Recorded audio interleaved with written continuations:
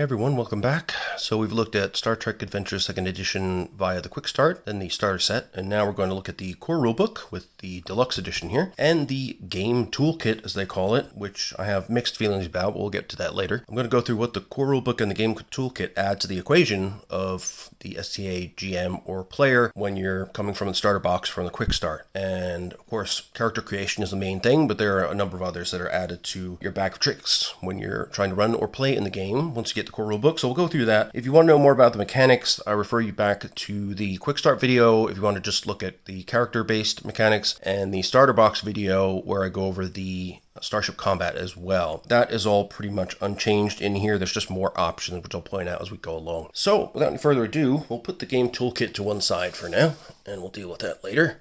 And we'll take a look at this Deluxe Edition. So this is the Science Officers Edition. They had 3 colors of the Deluxe Edition available. Command in yellow, Science is in blue, and Security and Tactical in red, as per the color scheme in the original series / Strange New Worlds era. So I elected to go for blue because I'm a scientist in real life. The feel of the faux leather cover here is really nice and soft. You can feel the 3-dimensionality of these insets here for the badge. It says down here, Science Division Phase 2 Core Rulebook.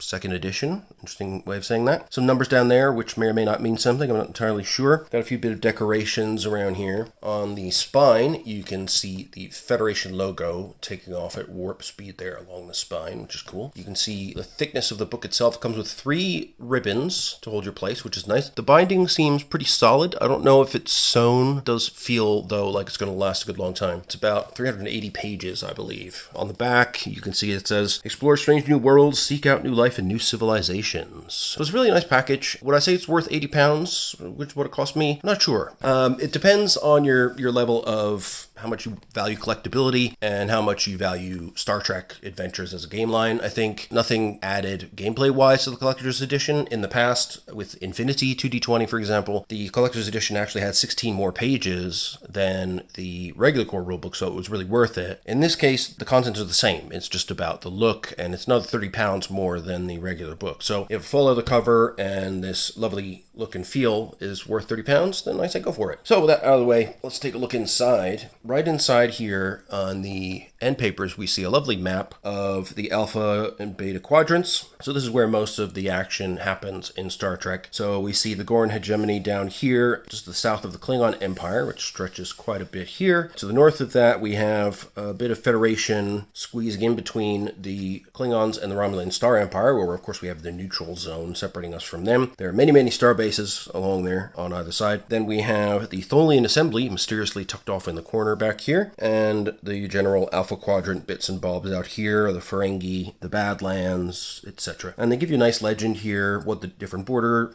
shapes and colors mean, the political boundaries, what type of star systems you have. So there's a really nice level of detail in here, which is actually quite rich when you sit and take a look at it. So it's a nice inclusion in the book. So we start out with a Star Trek primer, which is really helpful. If you're new to the franchise, but even an old hand, you might have missed some of the show because, let's be honest, there are many hundreds of Star Trek episodes, which I have not seen all of. So having this primer and the eras of play, notable civilizations, these nice summaries will help new players who are just getting into Star Trek to get the feel of the universe in which they'll be playing. The same goes for Chapter 2, which is about Starfleet, Starfleet's overall mission, how you get duty assignments, away teams, etc. Then we get Chapter 3, which is about the final frontier, exploring space itself, all the way up to alternate universes and time travel. Then finally, page 85, we get character creation. So there's a lifepath system, but this lifepath system is not nearly so random as you get in Traveler. There's more of an element of choice here because it is a narrative game. There's not a simulationist kind of approach. You can generally choose your path that you want to take along each step of the life path. Then we have the Starship rules, your home among the stars, which includes Starship talons, weaponries, several different space frames, and then we get technology and weapons. Then we have the actual rules in basic and advanced operations, which is pretty short, just page 249 up to 274. And then we get to conflict, which is the combat rules, including social conflict, personal conflict, and starship conflict finally. And then from there on, again, in the usual color coding scheme, we have the yellow section, which is command, for the Game Master. So they talk about managing the rules. There's an introductory adventure kind of awkwardly plopped in the middle. I don't know why that wouldn't be at the end, but that's a little bit strange to me. After the adventure, we then have allies and adversaries, including starships, NPCs, characters, and some miscellaneous creatures.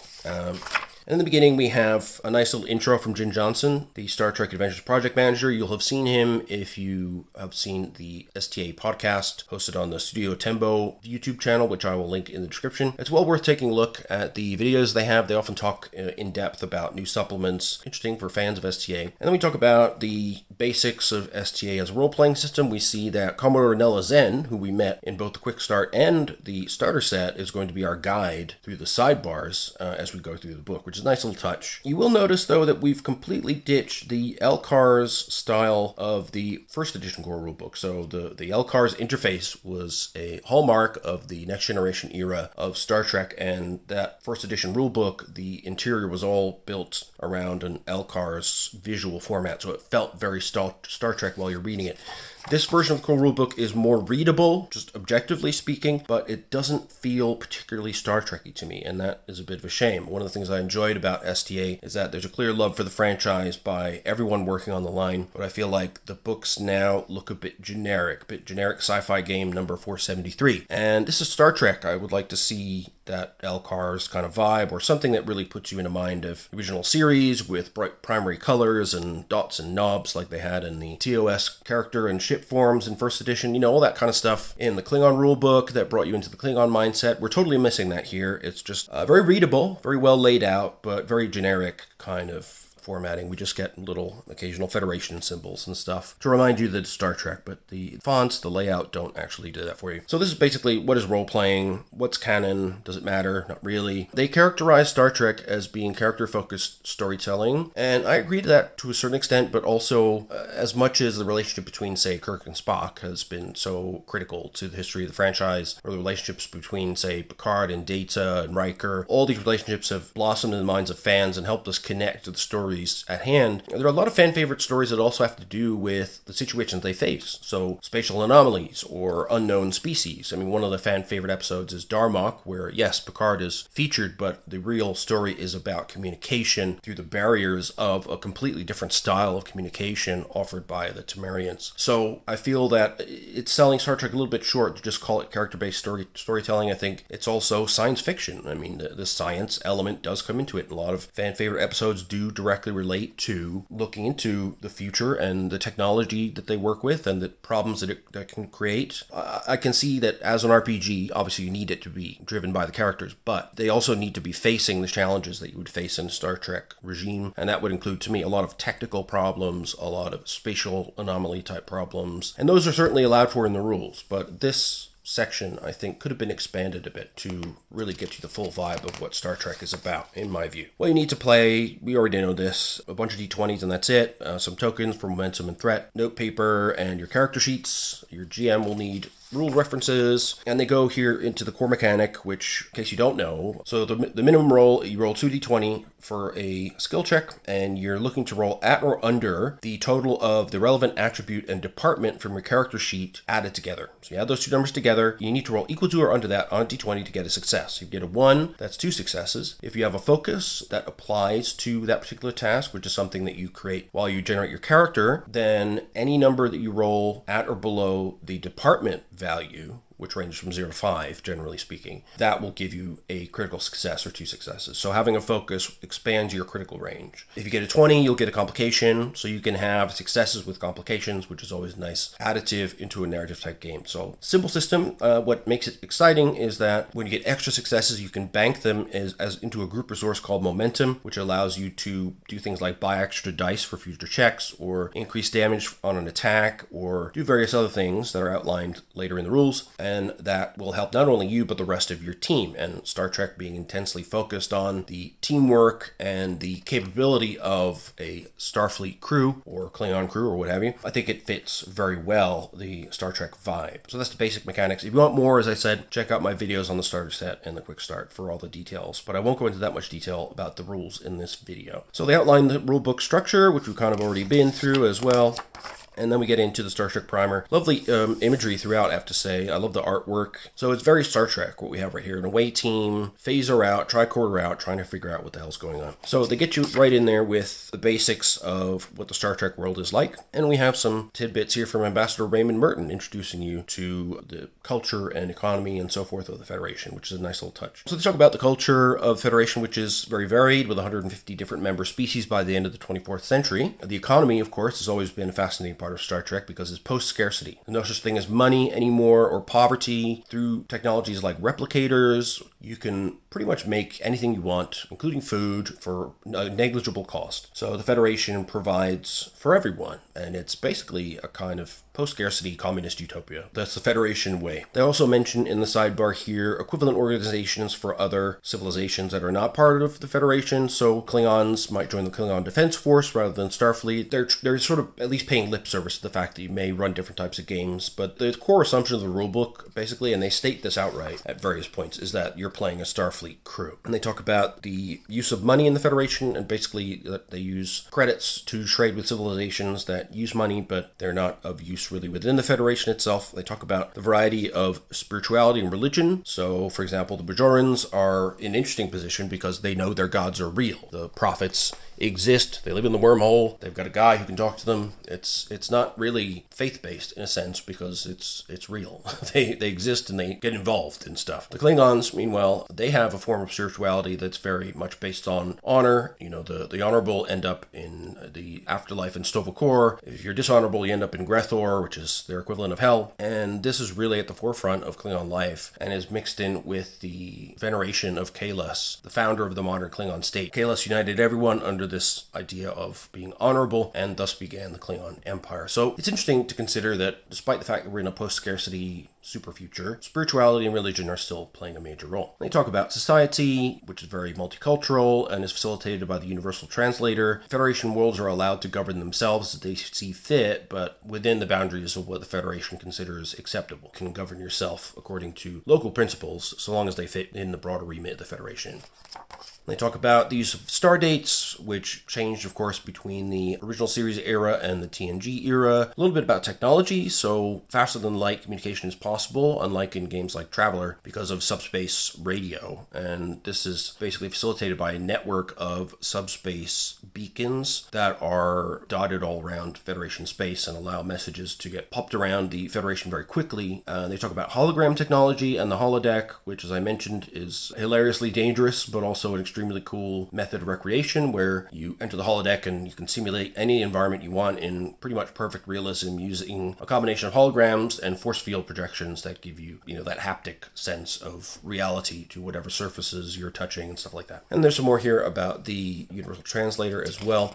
There's a whole book they've just released about Star Trek tech and personal equipment, which we'll talk about in a future video as well. Of course, we have the transporters, the classic beam me up scenario. They're personal transporters that are used for individuals, and they're safe for living creatures. You can do transports between a transporter pad and some other destination. You can do site-to-site transports within a ship as well. And ships also have cargo transporters, which are designed to transport large masses of stuff, but not life forms. Then we get into the notable civilizations, and they've got this little map here of the overall Milky Way, which I think could have done with more of the page here, because given that most of Star Trek happens in this bit here, it's good to get a sense of scale, I agree, but we have a lot of lines pointing to different bits that are hard to identify due to the size, so I wish they'd blown that up a little bit. But we can see here that the Gamma Quadrant is where the wormhole next to the Bajoran system and Deep Space Nine popped out here. In the Gamma Quadrant, we have the Delta Quadrant, which is where Voyager was stuck for a long time, and then we have here the blue representing Federation of Planets, the green, the Romulans, we've got the Ferengi Alliance, the Breen Confederacy, the Tzenkethi Coalition, Cardassian Union, Tholian Assembly, Tellarian Republic, Klingon Empire, Gorn Hegemony. There could be, again, more color differentiation here. The greens for the Breen and the Romulans are quite similar, so I feel like this diagram could use a bit of work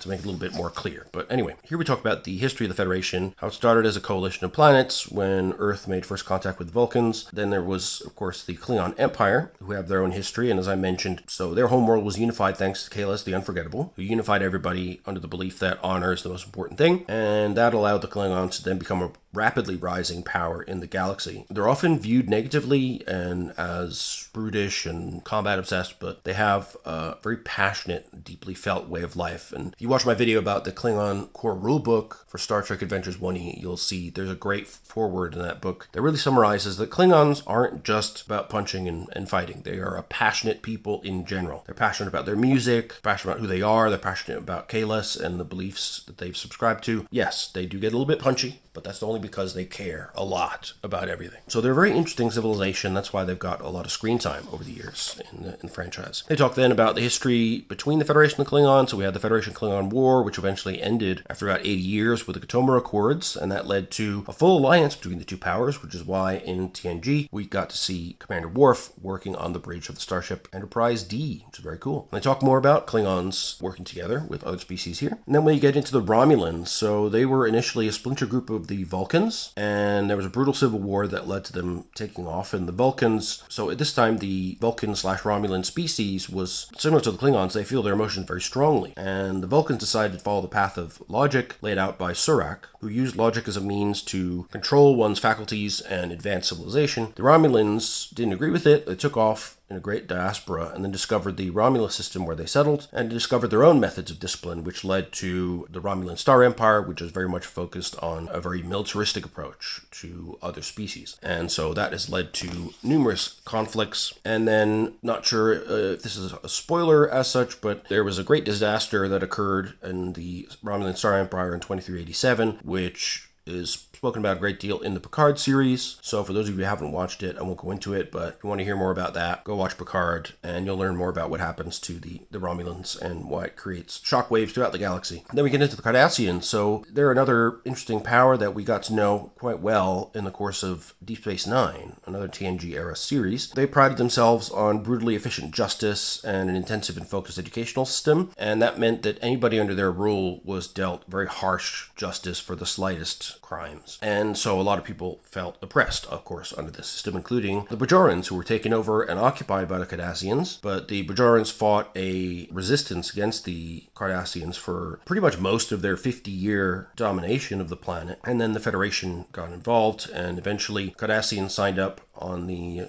side of the Dominion in the Dominion War against the Alpha Quadrant, and they got knocked back. And eventually, we know, thanks to Discovery spoiling the entire future of the Federation, that 9 centuries later, Cardassians are part of the Federation.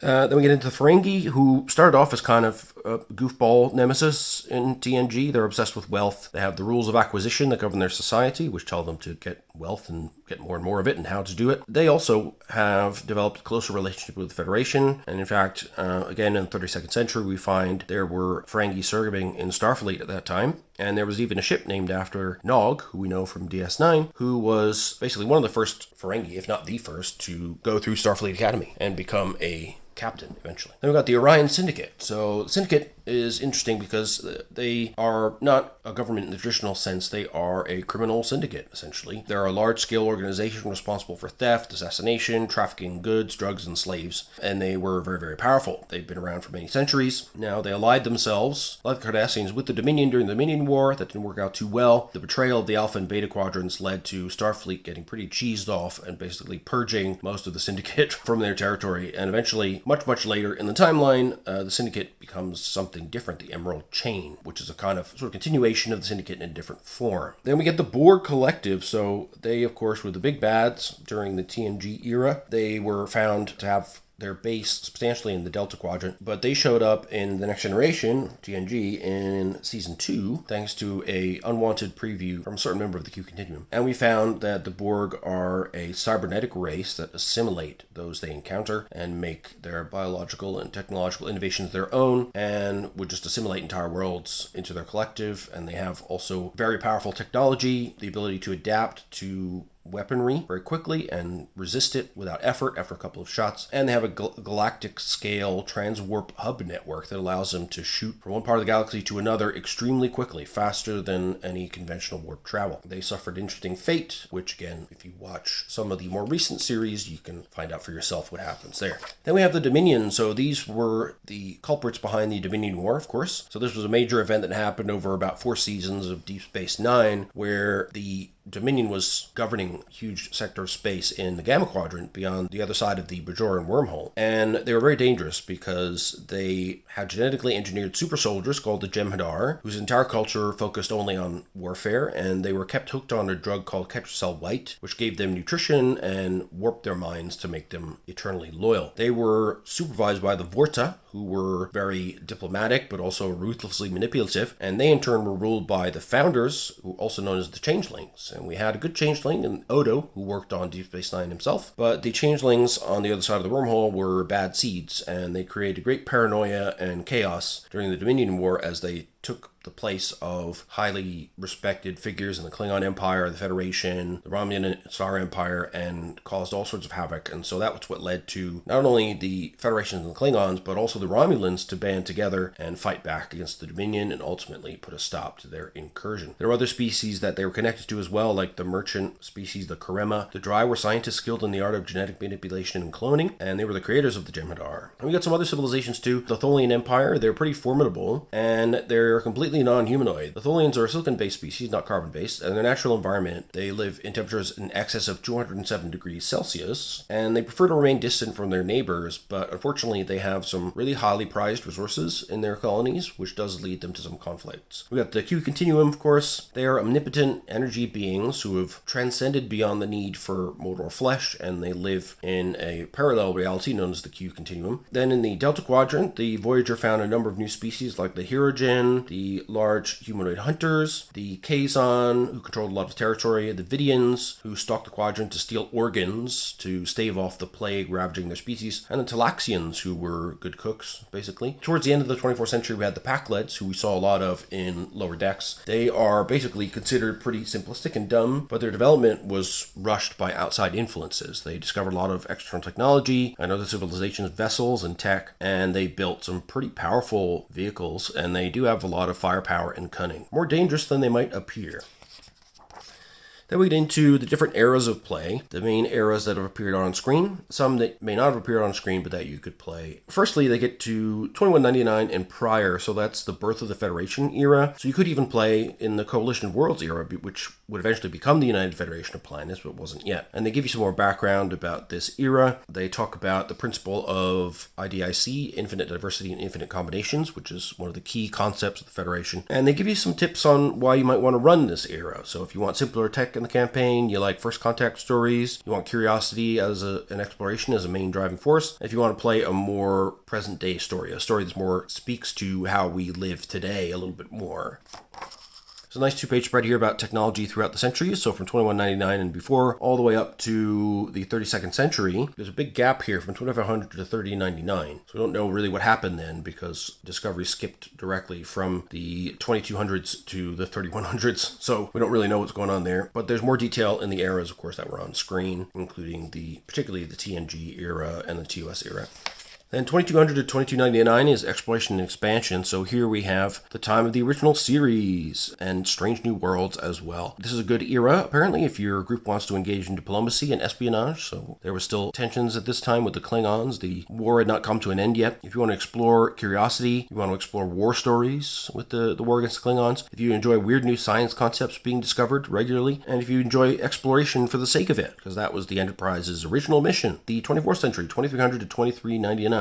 So here we get new allies and new adversaries. So we have the Battle of Narendra III, reconciliation of the Klingons and the Federation. And later on, we saw the Battle of Wolf 359 against the Borg, which was devastating. Then there was action in the Beta Quadrant. We had the Federation-Cardassian War, 2347 to 2366. Then there were, of course, more attacks by the Borg. And then the Dominion War, which terrified everybody. So the Dominion War caused a huge amount of chaos throughout the Alpha and Beta quadrants, and particularly caused turmoil for the Klingons. At the same time, we had the USS Voyager out in the Delta Quadrant exploring new things. So 24th century campaigns are good if you want a lot of diplomacy missions, if you want to participate in huge wars like the Dominion War, if you want to develop new technology, exciting new developments in warp technology, for example, weaponry, all that kind of stuff. If you want to try and recruit new people to a cause, whether that be the Federation or to fight the Dominion. If you like planning for large-scale tactical events, for which there's a handy supplement for STA-1E that would be useful for that as well. Then we got 2400 to 2499, expanding into the unknown. So a pretty wide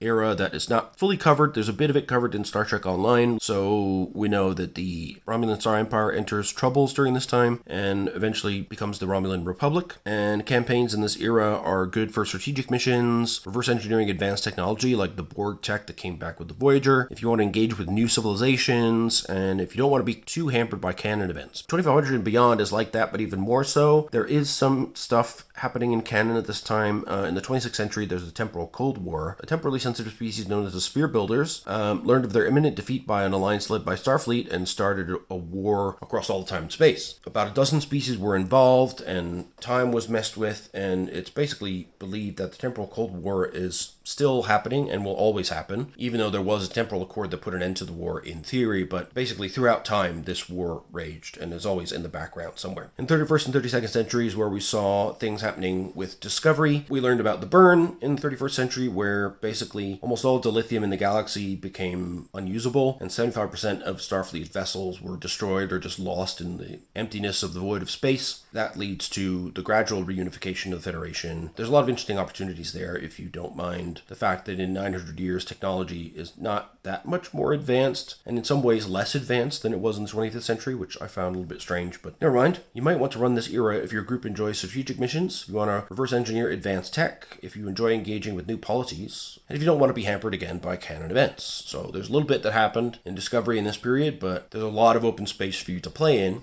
where you can establish your own canon. Then we got information about Starfleet, so we get the basics of their mandate, that the exploratory division is the heart of Starfleet, and it's treated as basically sacred to those who want to follow in the steps of people like Christopher Pike and Jonathan Archer, etc. And working closely with them, you have Starfleet Science and Starfleet Research and Development. And they mention the development of Starfleet across the different eras as well, which is useful, going sort of from strength to strength despite challenges up until the 24th century and 25th century. Then by the 32nd century, we have the burn and lots of problems and only 38 member worlds, so things have to start again, all afresh. And the Starfleet's secondary function, besides exploration and discovery, is to defend those in need, particularly its own members. The ultimate authority over Starfleet lies with the Federation Council and the President of the United Federation of Planets. Below that, you have the Starfleet Commander-in-Chief, and then you have Fleet Admirals, who are responsible for an entire fleet of starships. Usually it covers a bunch of sectors, and then Admirals who command a number of ships, but not a full fleet. And they talk a little bit about Section 31, which is Starfleet's shadowy intelligence organization, and Division 14, dedicated to treating unusual injuries and illnesses. And this is the farm that we saw in Lower Decks. A great episode, by the way. And then, of course, we have a section here on the Prime Directive. So Prime Directive, or General Order 1, is the guiding philosophy of Starfleet, essentially. It's really critical, which is why it's so hilarious that captains have violated it so many times. But Starfleet does give its captains a great deal of autonomy, so they can make these decisions in the moment. When a civilization needs saving, sometimes you need to put these things to one side. General idea of the Prime Directive is that the Federation should not make contact or make themselves known to primitive pre-warp societies. You shouldn't identify yourself or your mission, no interference with their social, cultural, or technological development, and no references to space, other worlds, or advanced civilizations if you do happen to make contact, intentionally or otherwise. Of course, sometimes you'll need to bend or even break that directive in the service of saving lives. And they talk a little bit more about prohibited activities and exceptions to the directive, and the Temporal Prime Directive as well, which specifically prohibits officers from interfering with past events that could affect the future, including your own time period. Now, the Prime Directive, though, should be in play of the game of Star Trek Adventure, should not be felt as a stricture on adventure. It should be something that sparks adventure, interesting moral quandary, and they make a nice point about that here. You want your players to deal with those moral quandaries, decide what kind of Starfleet officers they want to be, and how they're going to get out of any scrapes that they end up getting into with the brass, depending on what decisions they make. That's a lot of fun as a player. Then they talk about Starfleet Academy, so how you enter it, what happens when you're in Starfleet Academy, and also, of course, you can make non-Starfleet crew. You can also have enlisted members of crew who are not who don't go through the academy, they get trained at the Starfleet Technical Services Academy headquartered on Mars rather than Starfleet Academy in San Francisco. Of course, we're getting a series on Starfleet Academy, but I think it's set in 32nd century, so I was interested and then I wasn't. I'll probably check it out. We'll see how it goes. So they talk about the academy experience, which is about making connections, pushing yourself to the limit, being involved in cutting-edge research, which could be tech-based, warp-based, xenobiological, all kinds of different things. And the best of the best will hopefully get through the program and get a great posting on a cool ship upon graduation. They ask you what kind of posting you want, and typically they do their best to match it, but if everybody says the Enterprise, they're obviously not going to do that, but they will get you something of a similar mission profile. Then we get their duty assignments here. We talk about how officers are assigned.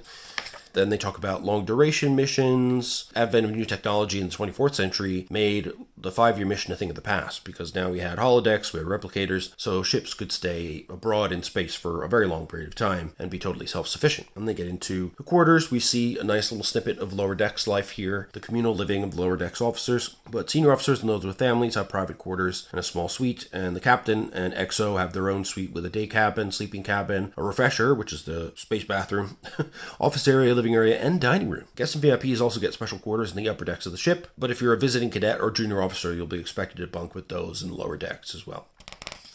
Then we get into mission types. They give you a few different headings here with some examples under each. These are not limitations, obviously. You can find new types of missions to do under these different categories, but these are really nice examples to get you into the right headspace of what the Federation would get up to. So under science and exploration, you might explore deep space. You might survey and explore a specific planet, potentially for years. You could do research and development in the field, testing new transporters or computers or warp drives. You could do stellar phenomenon surveys, looking at neutron stars, supernovae, or black holes. On the diplomatic side, you might get involved in conflict resolution, bringing peace. You might get involved in diplomacy, so negotiating agreements with allies or with enemies to try and bring new allies into the fold or to resolve conflicts that are ongoing. You might also work on first contact missions, which are deeply important. They're really hard to do successfully and very delicate, potentially. And second contact as well, which is the mission of the Cerritos in lower decks, where after first contact is made, somebody has to then go and do the actual work of integrating this new planet into the Federation fold. And you have a larger category here of defense and aid missions. So aid and relief is a really important mission for Starfleet vessels.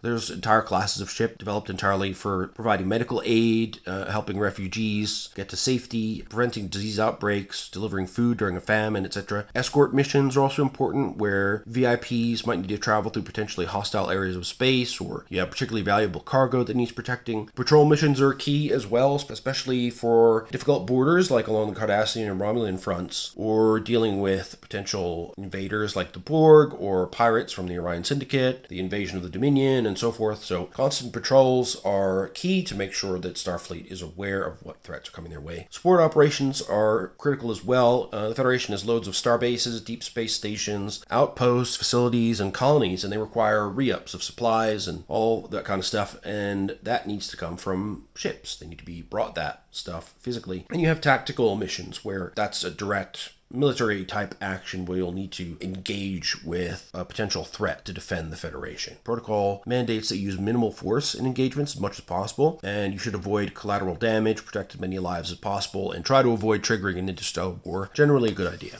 I feel. Then we talk about away teams. So this is a big part of the everyday work of starships in Starfleet. They send out away teams to land on planets or moons or other interesting phenomena, to take surveys, to do observations as well, which could be observations of species or of natural phenomena of other kinds. They can also send diplomatic away teams, often with senior officers and experienced diplomats or ambassadors. They'll send relief teams to help with worlds stricken by plagues or starvation and famine and so forth. You can have peacekeeping and military away teams that will send down some firepower to sort of keep warring factions apart or help to bring peace in a more forceful fashion. And then you have covert teams as well. So these can be really sensitive. You may need to do something like send a covert team and insert them into Romulan space, which would be an act of war if they're discovered. So the Federation would have to disclaim all knowledge of you. In that case, you're on your own. So covert missions carry a very high risk, but they are critically important to the Federation. You must be carved of steel to undertake these difficult covert missions. Then they give a little bit of info about non-Starfleet campaigns, but again, it's really quite minimal. The core rulebook is really focused on Federation and Starfleet, which is the perspective through which we see most of Star Trek, so that's fair enough. I think we will at some point see another book along the lines of the Klingon core rulebook,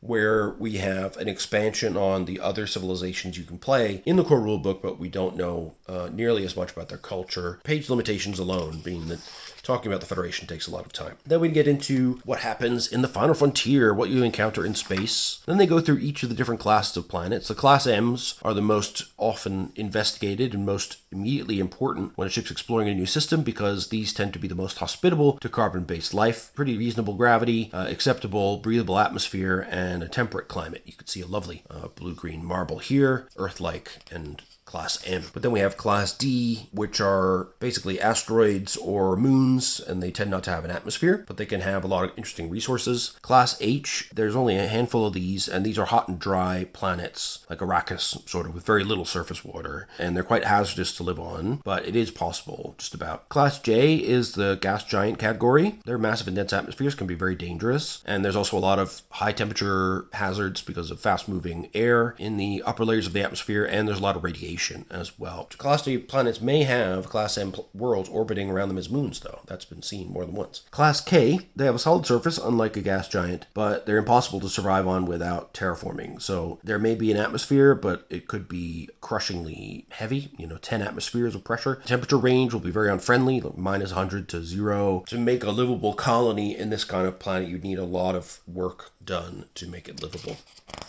And you got your Class L's. So these are planets that possess some life but are mostly uninhabitable. So they might have some vegetation but not a lot of animals. So they can be mistaken for Class M's, but on further analysis you'll pick up the fact that they're not quite right. Class T are ultra giants, and these are the largest objects that could be classified as planets, and they enter into the sort of brown dwarf category. So potential stars that never quite got big enough to ignite. So they can have gravity all the way up to 15 G. Which is pretty insane. Now, these enormous planets tend to appear in young star systems, so that can lead to dangers in exploration because they'll be in a state of turbulence with a lot of surrounding debris as the star system is still forming. Class Y are also known as demon planets, so they're incredibly dense and toxic in the atmosphere, and they have really high temperatures and horrible radiation. So we can see that here. Gravity might be okay, 0.5 to 1.5 Gs. Atmospheres from 2 to 200.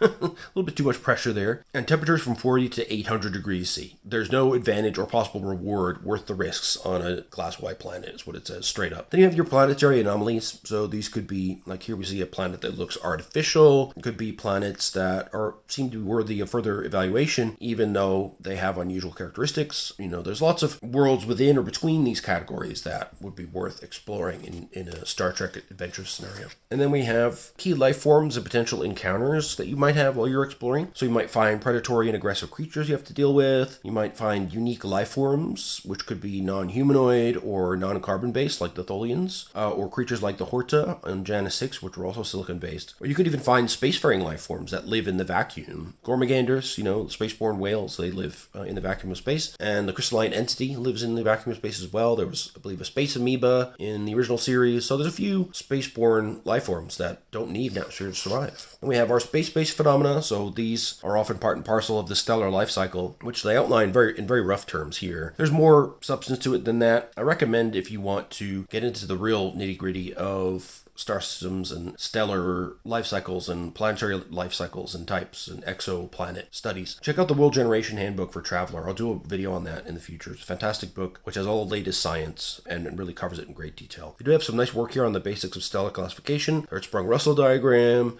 different spectral classes of stars, the use of spectrometry in studying stars. Then we get into the dangers of space. So here we have some stuff that are considered transient threats, things like solar flares that are brief but intense, coronal mass ejections, or CMEs. We've had a few of those in real life recently that have caused some havoc amongst our satellites and so forth. Gamma ray bursts are extremely powerful, some of the biggest explosions in the universe, and they often seem to come from things like black holes eating something or something like that. And if hit by a GRB, that could be a real nasty business for a starship, knocking out key systems or even permanently damaging the ship, and could give the crew a fatal dose of radiation, so that's not nice. Supernovae can destroy entire star systems, of course, when a star explodes. It's an enormous amount of destruction, and anybody who's in the path will suffer. And even they can blow the atmospheres off planets potentially thousands of light years away, depending on their orientation towards the supernova. Then we have continuous threats, which are going on all the time. So there you have your cosmic rays and radiation, which are always in the background, and they're just high energy particles flying around all the time. And solar wind is something that you will encounter whenever you enter a star system. A planet will protect itself from most of this by having a magnetic field. Otherwise, the solar wind will blow the atmosphere right off the planet and won't be inhabitable. And a starship will have to rely on its deflector shields to avoid the constant deluge of radiation coming from each star they encounter. Then we have discussion of space-time and subspace, and they talk about how warp drive works. When TNG came around, the series had scientific consultants who spoke about the famous paper of the physicist Alcubierre in 1974, who worked out that a certain type of solution of Einstein's general relativity could accelerate an object far beyond the speed of light by building a sort of warped bubble of space around it. Now, that idea has been greatly refined since then. We now have versions of it that don't require things like negative mass and exotic matter and are a lot more effective. If they were to be created, they would be steerable, which the original wasn't. But Star Trek took this idea and ran with it. The idea of the warp bubble, the Starship's warp engines warp space-time around itself and allow that warped space-time to propel the ship much faster than the speed of light. And the purpose of dilithium, which is the key fuel for starships, is that it regulates the matter-antimatter reaction that produces the huge amounts of energy needed to produce a warp field. Of course, that can run into problems. If you don't have dilithium, then there will be a feedback loop of matter and antimatter reaction that will ultimately destroy the ship in a horrible way. There are also wormholes, as we saw in the Beta Quadrant leading to the Gamma Quadrant by DS9. These can shortcut vast distances in space-time by essentially punching a hole through the fabric of space-time so that the entry point and the terminus of the wormhole are co-located. So you pass through the wormhole, the other end could be 50,000 light years away, but you come out instantaneously, as if you hadn't gone anywhere at all. They are theoretically possible. To hold them open would require some pretty advanced, potentially impossible technology. What is perhaps questionable is that in Star Trek they use subspace, which is a kind of sub-layer of space-time that allows communications and other things to exceed the speed of light and disobey the local laws of physics. Is kind of a shortcut. It's like having hyperspace in Star Wars, something like that. But it's not entirely impossible that there, if you believe string theory, there are other dimensions of space and time that are compactified and could be expanded or perhaps allow you to change the local laws of physics in your proximity. So who knows? But it's just a matter of convenience in the Star Trek universe where FTL communication is considered necessary to keep the Federation and these other interstellar polities unified and making sense. You need that real-time communication. Then they get into alternate universes. Of course, the most prominent of these is the mirror universe, which they call the Terran universe, because there we have the Terran Empire instead of the Federation, who are a xenophobic space Nazi type empire based from Earth, and they go out and take over everyone else. Everybody is turned evil in the mirror universe, including the Federation and everybody in it. But there are other quantum realities as well. So the accessibility of other quantum realities is quite difficult because the higher levels of reality in the multiverse are only accessible through rifts in space-time, and those only tend to happen with those quantum realities that are relatively close to ours. The Terran universe happens to be a very frequent destination that can be reached from our own. It's often done by mistake, but wormholes and other types of spatial ruptures can lead relatively easily to connection with the mirror universe, which is just a few differences away from our quantum multiverse, but much more different realities will be much harder to reach without super advanced tech that the Federation and the other polities don't yet have access to. And then we have a little bit about time travel. So they talk about the effect of chaos theory, which is important to note here. So that means that basically when you interfere with something in time, you can have nonlinear dynamics that occur. So systems in the real world, including space-time, are sensitive to their initial conditions. If you change those conditions, even slightly, you can cause a cascading sequence of events that leads to very significant changes in the future of that timeline. So in time travel, there's a huge risk of leading to divergence in the timeline. And so that's why there's the temporal prime directive to try and prevent that. There's also the butterfly paradox they speak about, wherein small changes can result in significant effects, but that relates also to the chaos theory and nonlinear dynamics and sensitivity to initial conditions described earlier in the chaos theory section here. And we have different types of time travel, of course, as well. So wormholes can bring you through distant points in time as well as space, because time and space are connected. They are part of the same continuum. Gravitational time dilation and slingshots is another way to do it. So time dilation occurs in relativity, and it's a real effect that's been observed. The closer you get to the speed of light, the slower time goes for you, and so you can effectively go into the future. You can also have the gravitational slingshot, which is a Star Trek convention where if a starship flings itself around a star star or another type of massive body, a large gravity well, using its warp engines, then you can sort of fling yourself through a space-time fold to new time coordinates, and that happens in the movie First Contact, for example. You can also have temporal fractures, which are just rifts in space-time. They're not quite wormholes, they're hard to detect, and they can move around or be unpredictable. They just could be the result of a problem somewhere else in space-time, or just a random occurrence, or they could be caused by the use of certain types of weapons or other dangerous technologies. There are also time particles called chronotons, which can travel through time coordinates. Interacting with chronotons can send you to a different point in time, and there are also species who have been known to possess crystals that allow the users to access different points in time. We've seen this in Strange New Worlds with the Klingons and their time crystals, for example. There are also, of course, omnipotent beings like the Q, the Bajoran Orb of Time, that can also cause travel in time willingly or otherwise. And there's another mention here of the Temporal Prime Directive. And they sort of allude to the DTI, the organization that we see in the Last Unicorn Games version of Star Trek. I'm not sure why we haven't seen them mentioned a bit more in Star Trek Adventures as of yet. Maybe they're planning a time travel supplement. That would be really cool. They do talk about tachyons, which as of the 21st century were and are theoretical, but basically these are particles that travel with negative mass and go faster than the speed of light, and therefore they go backwards in causality. Basically, by the time you know to look for them, they would have already passed you. So that can be troublesome. But the detection of tachyons by the time of the Federation is more regular and easy to do, and they've learned to cope with the fact that the tachyons will arrive before the event that created the tachyons, which is a weird thing. They can also be used for things like picking up traces of interesting phenomena or even cloaked ships. Then we've got reporting for duty, so finally we get into the life path and the character generation stuff. And the other thing that comes up in the full rulebook that you don't get in the starter set or the quick start is supporting characters. So we'll get into that later, but it's a genius idea that's come forward from first edition, where during a typical game, your main characters that players will play will be members of the bridge crew. And these people are not going to be on every away mission, so that would leave certain characters out of play. But instead, you decide who would be on the away mission, realistically, and then that player whose officer is left behind brings a supporting character into existence who is part of an appropriate department to be on that away mission. And it's a really great idea. It allows play to be continuous for everybody. And then you can also advance your supporting characters as well through play. They get more fleshed out as you go. They're really quick to create, and then as you flesh them out, you start to have a kind of secondary character who you can send out when your main character is not viable. And they talk about the basics of what you get on a character sheet. So characters will get one or more traits, which we've seen in the pre-gens from the starter box and so on, one of which will be a species trait, and there'll be other traits that are related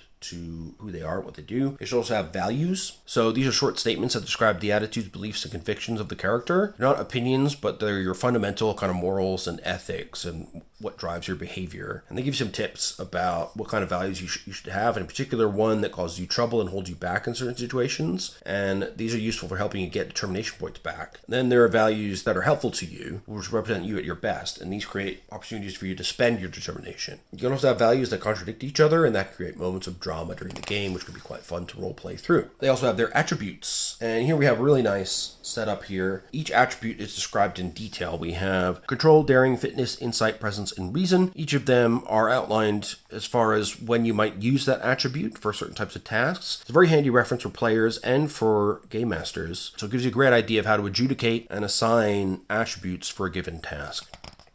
Then we get into the departments. So along with your 6 attributes, you also have 6 departments: command, con, engineering, security, medicine, and science. They can range from 0 to 5. They come into play when you're making a task roll. And if you have a focus as well, the value of your department then becomes the threshold for a critical success, which counts as 2 successes. This I really love, the attribute and department interaction. The departments listed here and their interactions with the attributes. And this here is really what you need as a GM or as a player to understand what kind of tasks your character would be able to do, depending on where you put your numbers. And as a GM, how to adjudicate certain kinds of tasks, because every task needs to be a department plus an attribute value as your target number. So you'll always ask for, give me a command plus daring roll or something like that. And this gives you great guidance on how to adjudicate those rolls. Covered nice 2-page spread here, lots of detail. Another thing they'll have on the character sheet is their stress, which is equal to their fitness attribute, along with any additionals that you get from your species, your talents, or other factors. And stress allows you to avoid injury and withstand stress or negative consequences from other things. Then you have your focuses. Now, these are your specific training that you have in sub-elements of your expertise. So, for example, if you're a science officer, you might have a focus in astrophysics or stellar phenomena, something that your character is particularly interested in, has particular expertise in. And then any task wherein that focus is applicable, you can then apply that focus to the role, and then, of course, your department value becomes your new crit threshold. And they gave a nice set of examples here for focuses under each of the different departments. So it's really, really useful. I think pretty much most of the things you would want to think of are here, but this is not an exhaustive list. You can obviously come up with your own as well, but they should be specific. That's the point. They should be a sub-element of that department, not something you can just throw in whenever you want. Then you have your talents as well. So these are special abilities that allow bonuses of some kind, like extra d20s or rerolls or bonus momentum, or using a different department for certain roles instead of the typically required one, that sort of thing. So these bonuses will come from your talents, and they will often have some requirements, like you have to be from a certain species or belong to a certain department or something like that. And you will also get your species abilities and role benefits, which are similar to talents, but they come directly from which species you are and what role you play. And so you don't select them as talents, they're selected for you during the character creation process. And here we have some sample values as well, which is a really good reference point for new players. Now we've got the life path. This is where we actually generate the character. This is presented as a set of tables with dice rolls, but basically they say, you can choose to roll or you can choose to choose. They don't force you to go one way or the other. You can use a blank character sheet. There's a lovely online character generator that walks you through the entire process, maintained by BC Holmes, and it's completely free. So I'll put a link to that in the description. It does now work for 2nd edition as well as 1st edition, and you can even include stuff from Continuing Missions, which is the STA kind of official fan creations blog. So it just automates the process for you, makes things really easy. But in general, it's pretty easy anyway. You start with a rating of 7 in each attribute and 1 in each department. Then you choose your species. That gives you a species trait plus 1 to each of 3 attributes and your species ability. Then you pick your environment, which is where you grew up. That gives you a value plus 1 to 1 attribute and plus 1 to 1 department. Step 3 is your character's upbringing. So what kind of experience you had during your formative years and what kind of influence your parents and mentors had. Each upbringing will give you plus 2 to 1 attribute and plus 1 to a second, plus 1 to a department, 1 focus, and 1 talent. Step 4, you choose a character's career path, which could be command, operations, or sciences. That'll give you 1 trait reflecting your profession, 1 value, 3 points to spend on 2 or 3 attributes, plus 2 to a single department, plus 1 to 2 other departments, 3 focuses, and 1 talent. So career path is a really big chunk of stuff here. Then you have experiences. So if you're a seasoned veteran, then you'll gain some additional experience, which gives you 1 value and 1 more talent. You can also have 2 or more career events, which will then give you 2 points for attributes, 2 points for departments, and 2 focuses. And then after that, you have your finishing touches, where you'll have 1 value, plus 1 to 2 attributes of your choice, plus 1 to 2 departments, 1 talent, and 1 or more pastimes, which are what you do in your spare time. And you have to adjust your attributes and departments to make sure they don't go above the maximum ratings. At this point, you record your character's name, pronouns, rank, role, department, and starting equipment, and then you have your character. And then they go through each of these steps in detail, but again, it's pretty straightforward. The species are shown to us first, and we've got a good variety here in the Core Rulebook. Got the Andorians, so they are intense. They're really good at dealing with cold temperatures. The Aenar are subspecies of Andorians, so Hammer in Strange New Worlds was an Aenar, and they have biological similarities to the Andorians, but they're typically blind and have a degree of telepathy. Then we have the Bajorans, and their typical fancy ear jewelry. Hostile towards Cardassians, and most will be, if not spiritual and religious actively, they'll have some understanding of the prophet's place in their society. And they gain the ability to will the prophets, where once per adventure, when the Game Master spends 3 or more threat, you gain 1 determination, which is pretty cool. You got your Betazoids, like Deanne Troy from TNG. So Betazoids are telepathic to varying degrees, or they could be empathic, depending. That's a really powerful ability, and you can choose whether you want either telepathy or empathy. Part Betazoid characters will generally have empathy and not full telepathy. Then we got Cardassians, so vilified by many, and their species trait, they are pseudo-reptilian, they prefer warm and humid environments, they love mental discipline and obedience to strict hierarchy, and they also love arrogance, cruelty, and smoke superiority. However, they have a really cool ability, so you can add one threat when you're interacting with an NPC to ask the game master if the NPC is lying. The game master must tell you yes or no, but they don't have to specify what the lie was about. Then you got your denobulans. So Phlox on Enterprise was a denobulan. They have a robust immune system, but are vulnerable to certain forms of radiation poisoning, and they're really good at climbing. They don't sleep, but they hibernate several days a year instead. They also get 2 additional focuses due to their breadth of study species ability.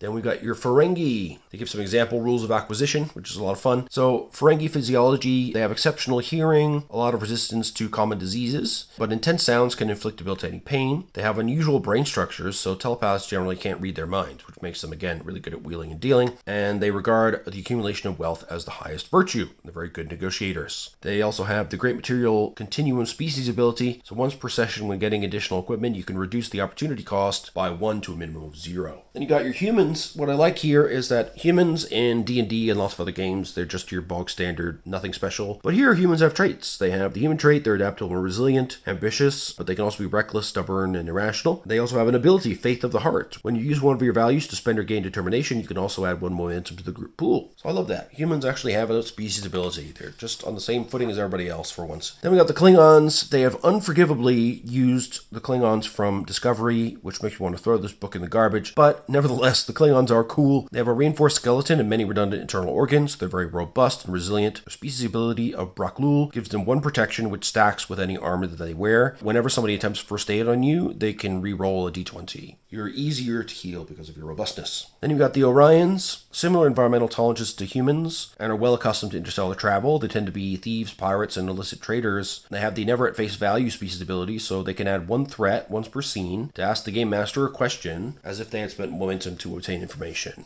So that's pretty handy.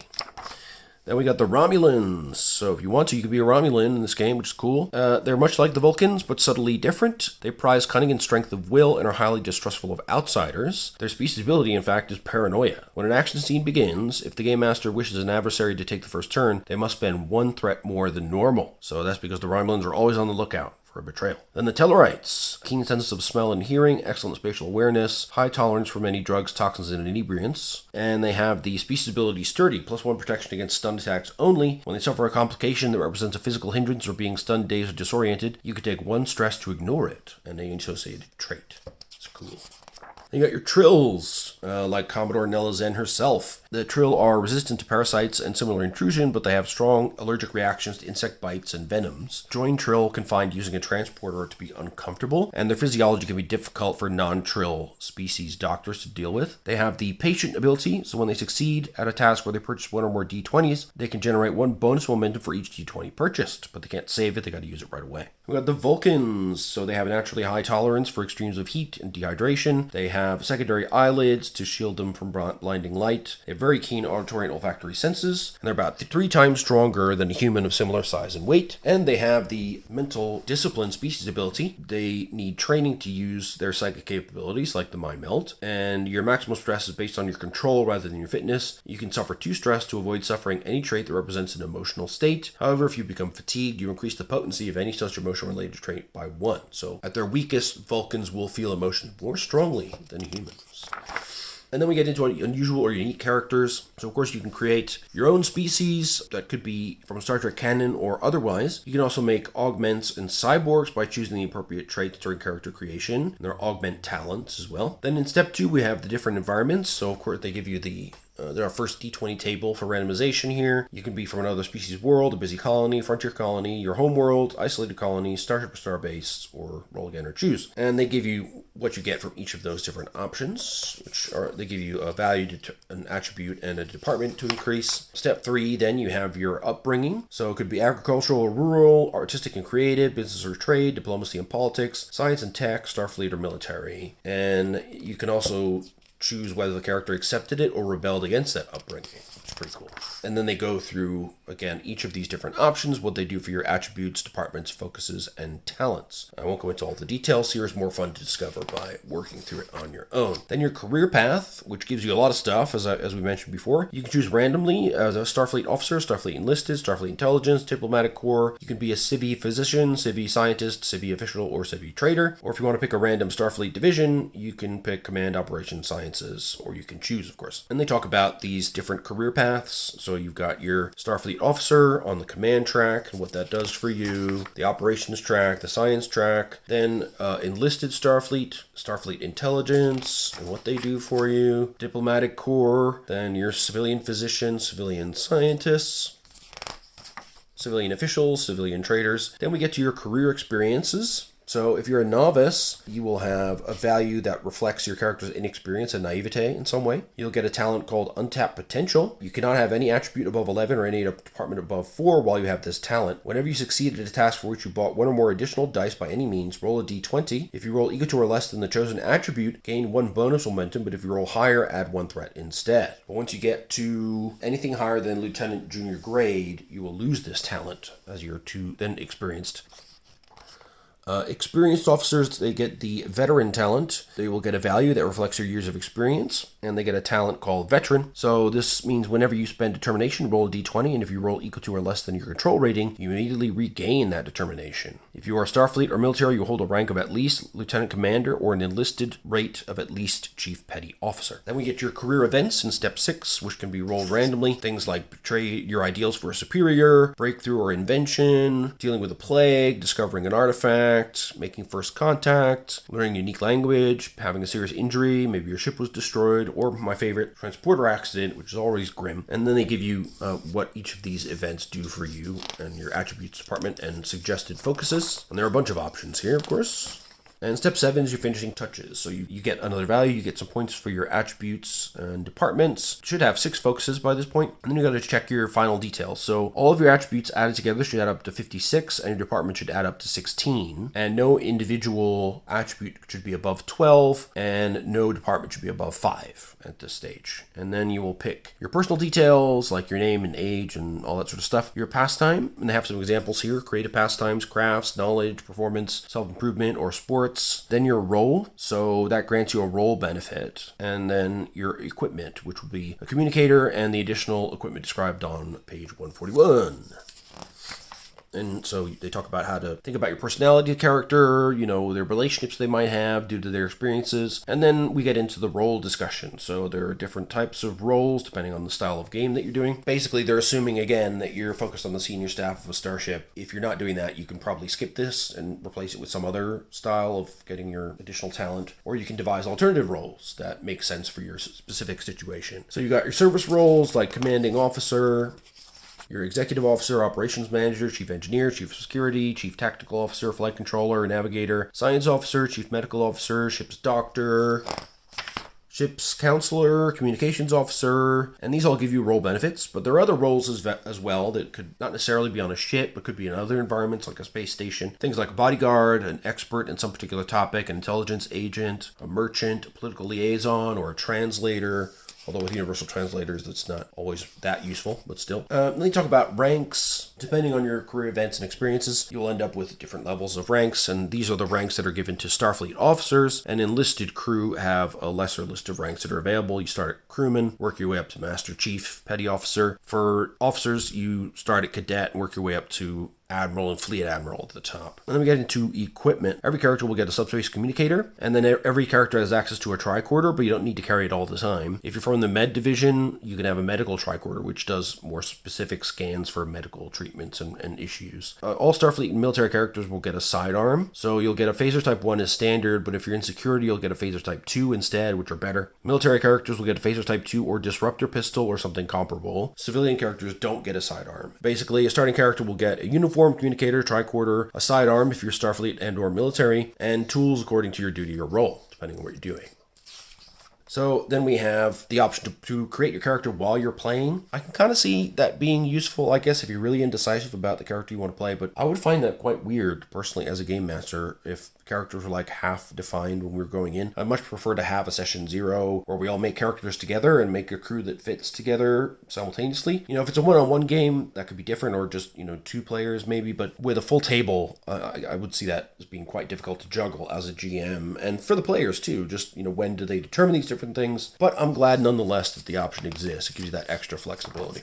Then we got the wonderful supporting characters. So these represent the rest of the crew while you're playing. They allow you to take on different roles outside of your normal main character, and you can split their characters among different activities, different places. I'll talk about how to use your supporting characters. So uncontrolled characters will get complications, get injured and defeated as normal, but they can't choose to avoid an injury. That only comes once they've been upgraded a bit and they get a stress track. Then they can use that to avoid injury.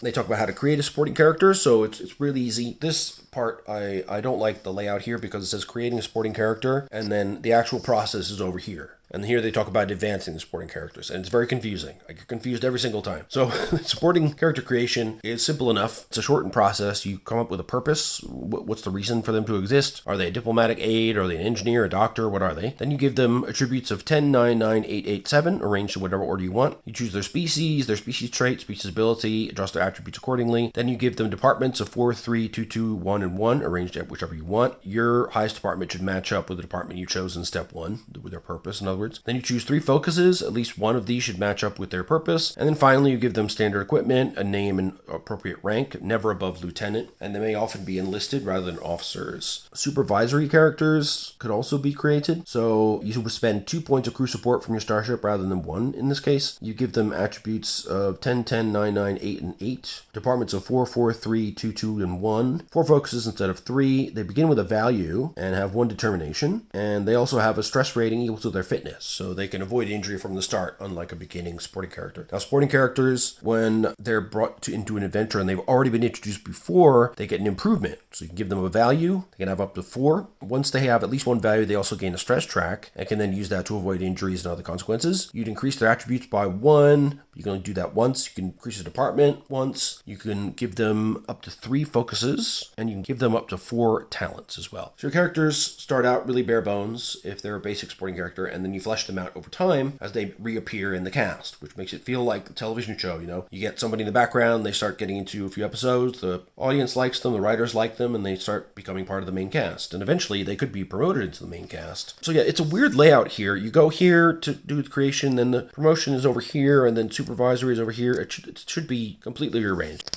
Then we get into talents. So here we have just a huge list of general talents, specific talents. I'm not going to read through all these, but you can find these, of course, in the rulebook, but also in the character creator that I mentioned before if you want to look through them. Some of these are just straight ports from 1E, and some of them are different because now we don't have the combat dice anymore. We just have D20s and that's it. There's been quite a lot of changes. I think, when they announced 2E, they made it sound like, there's going to be a lot of compatibility, and there is to an extent, but the degree of difference in talents for starships and individuals show that the changes they've made to the system by removing the combat dice has really affected quite a lot of other things. It's had knock-on effects on all the talents that ever affected combat dice, which is a lot.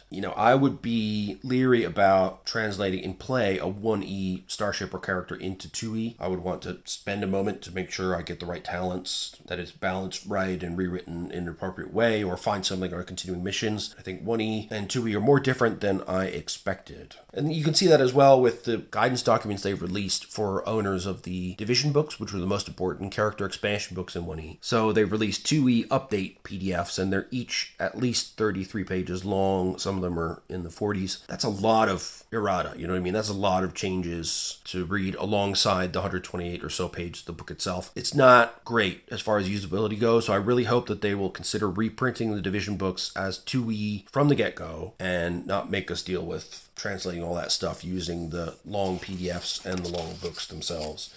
I'd rather they put all that design work together and give us a nice new book. So we have our general talents that can be taken by anyone, given you that you fulfill the requirements for your whatever stat or department. Then you have your species and culture talents, which are specific. So they might say, Andorian, Anar, Betazoid, etc. And there's a bunch of these for Orions, Klingons. Then you've got Romulans, Vulcans. Then you've got your augmented and cybernetic talents, which allow you to augment yourself with a neural interface or some kind of sensory replacement with artificial eyeballs or whatever. Esoteric talents are things like empathy, ESP, and psychokinesis or telekinesis, telepathic projection or telepathy. Then you have talents for your divisions as well. So command talents, if you have a high command rating. Con talents, you have a high con rating. Con is about flying starships, essentially. Engineering, if you know about fixing stuff, making stuff. Security, if you know about fighting stuff and punching stuff. Then you got science, if you know about knowing stuff, then you can get some of these cool talents. as a science officer.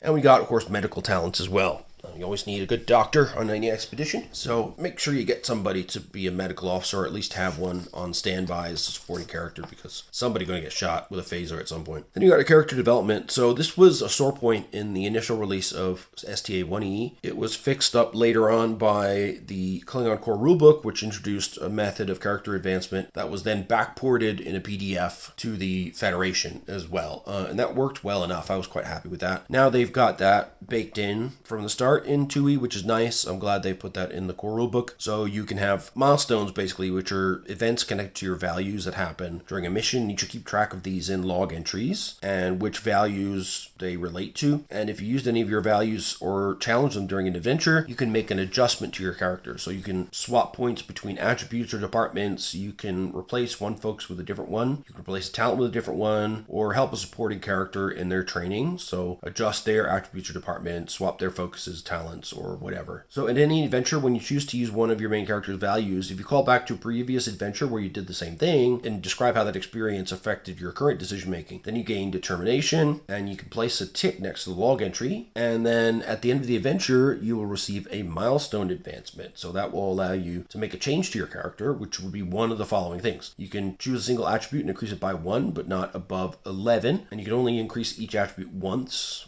during a milestone, or you can increase the department by 1 but not above 4. You can gain a focus, you can gain a talent, you can help a supporting character by doing the options we saw for their advancement. You can adjust the ship systems and reduce one by 1 and increase another by 1. You can also adjust the ship departments, reducing one department by 1 and the other increased by 1. There are upper and lower limits for both systems and departments on the ship, or you can swap a ship talent with a different one. Then they also talk about character arcs. So a character arc would be a string of adventures connected by a single value. These are things that you can work on together with your game master and will function over a longer period of time. And it'll take more effort than just completing a milestone. And when you complete a character arc, you can change your character using one of the options they list here, like increasing an attribute but not above 12 rather than 11. You can increase the department up to 5, create an additional value. You can increase a ship system by 1. You can increase a ship department by 1, or you can get an additional talent for the Starship, which is over and above the normal maximum number of talents for that ship. Then you also have reputation. So characters have reputation rating, and they start with a 3 in reputation. Reputation is a basic guide for how well regarded you are among others in your species or organization. So that could be Starfleet or the Klingon Empire, Navy, or whatever. Reputation will go up and down depending on the outcomes of your missions. They give you an example here. So your reputation starts at 3. So your record is solid, your performance is satisfactory. That's the default state. You have an unremarkable but solid reputation. If you're at 4, you're exceptional. If you're at 5, you're exemplary. If you're at 2, you're a little bit uncertain, a little bit questionable. At 1, you're looking pretty rough. And at 0, you're barely fit to be called a Starfleet officer. So during the course of an adventure, you'll look at the positive and negative influences that have happened to your character. And they give lists of positive and lists of negative influences here. You ask yourself these questions. How many of these were you affected by? And then you do a reputation roll. So you start with 7 plus your reputation as the target number. The difficulty is equal to the number of negative influences you had during the mission. Then you roll a number of d20s equal to the number of positive influences you have. And there's no maximum number of d20s in this case. Then you roll each d20, which is equal to or less than your target number, which is 7 plus reputation, generates 1 success. Any d20 which rolls equal to or less than your reputation will generate 2 successes instead. So it's like a focus. Any 20 gives you a complication, which may generate a reprimand if you fail the overall roll. Now, if you score equal to or higher than the difficulty in terms of number of successes, then you've acted properly. And if the number is less than the difficulty, then you will be reprimanded. Each success scored above the difficulty becomes a point of acclaim, which you can spend on benefits. For each missed success, you get 1 reprimand, which you then have to spend, as well as you can get extra reprimands for each die that gets a 20. And then at the end, you spend any acclaim or any reprimand that you've suffered during the roll. And they generally say you should have the commanding officer roll first, as results of their roll can impact the rolls of other characters. And that shows up pretty much immediately when you look at the way to use a claim. So commanding officer can gain a claim and use it to commend another, for example. They can promote somebody. So these are things that affect the other characters. So that's why the commanding officer should go first. You can use your acclaim to buy awards for yourself, which have benefits. You can get commendations for others, which will give positive influence for the character's reputation roll. You can elevate a non-commissioned officer to an officer by spending 3 acclaim. You can use acclaim to gain favor with an NPC. You can increase reputation reputation by 1 by spending a claim equal to the reputation you're increasing to. So if you want to go from 3 to 4, you need to spend 4 acclaim on that. You can also be promoted by spending 3 acclaim unless the commanding officer refuses, in which case you don't spend the acclaim. And you can also, with the Game Master's assistance, create an additional trait for the character which represents their achievements for 3 acclaim. Now you've got example awards here like Christopher Pike Medal of Valor, so that costs 4 acclaim. You must be an officer in command who led their crew in a succession of several difficult missions and who faced personal danger on at least 2 of those. And as a benefit, if you get this award and you qualify for it, once per mission, when you use the direct task, you can treat their D20 as if it had rolled a 1, so you get an automatic crit. So all the awards do cool stuff like that, and they have quite specific conditions, but they give you a really cool benefit. So it's nice that they have all this stuff, different ways that your characters can advance, but none of them give you huge benefits. They're quite specific in nature, or you get small additions here and there to your character, to your ship. And that, I think, really suits the feel of Star Trek, where the characters start out really competent. They've been through Starfleet Academy, they've been through career events, they've had experience, they know already how to work as a team and to work in the hazards of space. So they start out competent and just get more competent over time. Get promoted, they can make the ship better, they can work better as a team, and that's all reflected in these systems here. Now reprimands, they're pretty interesting. So if you get a lot of reprimands, you have to spend on something, and that could be all kinds of things. You could strip yourself of an award, and that would pay off the amount of reprimand that was the cost value for the award. Like if you had a Starfleet Medal of Honor and you had 5 reprimands and you didn't want to get a court-martial, you could give in your Medal of Honor and get rid of those 5 reprimands that way. You could devote yourself to spend 3 reprimands, detention, so you get locked away for a period. Gain some antipathy. You can reduce your reputation by varying amounts. Get shamed by association. If you're the commanding officer, you can stain the reputation of others aboard your ship, giving them additional negative influence. That's 2 reprimands. You can create an additional negative trait, which gets rid of 3 reprimands, or you can be stripped of your award, as I mentioned. So it's a pretty cool system, and I like that there's a role behind it. Gives a little bit of excitement. Then we talk about Starship. So we had the Starship combat rules in the starter set, which was good. They are an improvement over 1E in that they're clearer, easier to understand. I do kind of miss, again, the combat dice. I miss the power spending being a bit more granular. I want Starship combat to be more detailed, not less, and it's definitely less in this version. I think players will appreciate it, but, it depends on what kind of players you have. If your players are players of Starfleet battles, like myself, then you'll want more out of your Starship combat. So, I wish there was an advanced option, like Last Unicorn Games. Stephen S. Long released the Stardock supplements, which allowed you to have this advanced combat, which certain people hated. It was not for them, but you don't have to use it. It was optional. For those of us who wanted that detail, it was there. You could make incredibly detailed stat blocks for your starships. Every system that they had for weapons, crew accommodation, everything like that. It was a lot of fun, but they don't have that for STA. I really like to see a book that says, if you're a tech nerd, you enjoy that about Star Trek, here's the book for you. Here's a way to have advanced Starship combat. I'd really like to see that, but I very much doubt it's coming. I don't think there's any plans for that. They seem to be going down the route of the system being as simple as possible, more like Dune, which I can understand. Dune is a great game, but Star Trek is not Dune. It's different. And tech matters, your ship matters, and they still matter here, but they could be more individuated and more granular, in my opinion. But in any case, so they go through the fundamentals of using a starship, what we've seen before. Shipboard locations will have a location trait, like a sick bay or a transporter room, which gives you access to certain equipment, of course. You can take different kind of actions on the starship, and you will be assisted by the starship, and it always rolls as if it has an applicable focus. So your starship will have traits, just like your characters do. It has systems, which are comms, computers, engines, sensor structure, and weapons. And here we see the systems and their suggested uses again, which is a really nice reference for both player and GM. And you have your departments as well, of course, which are the same as for characters this time. Command, con, engineering, medicine, science, and security.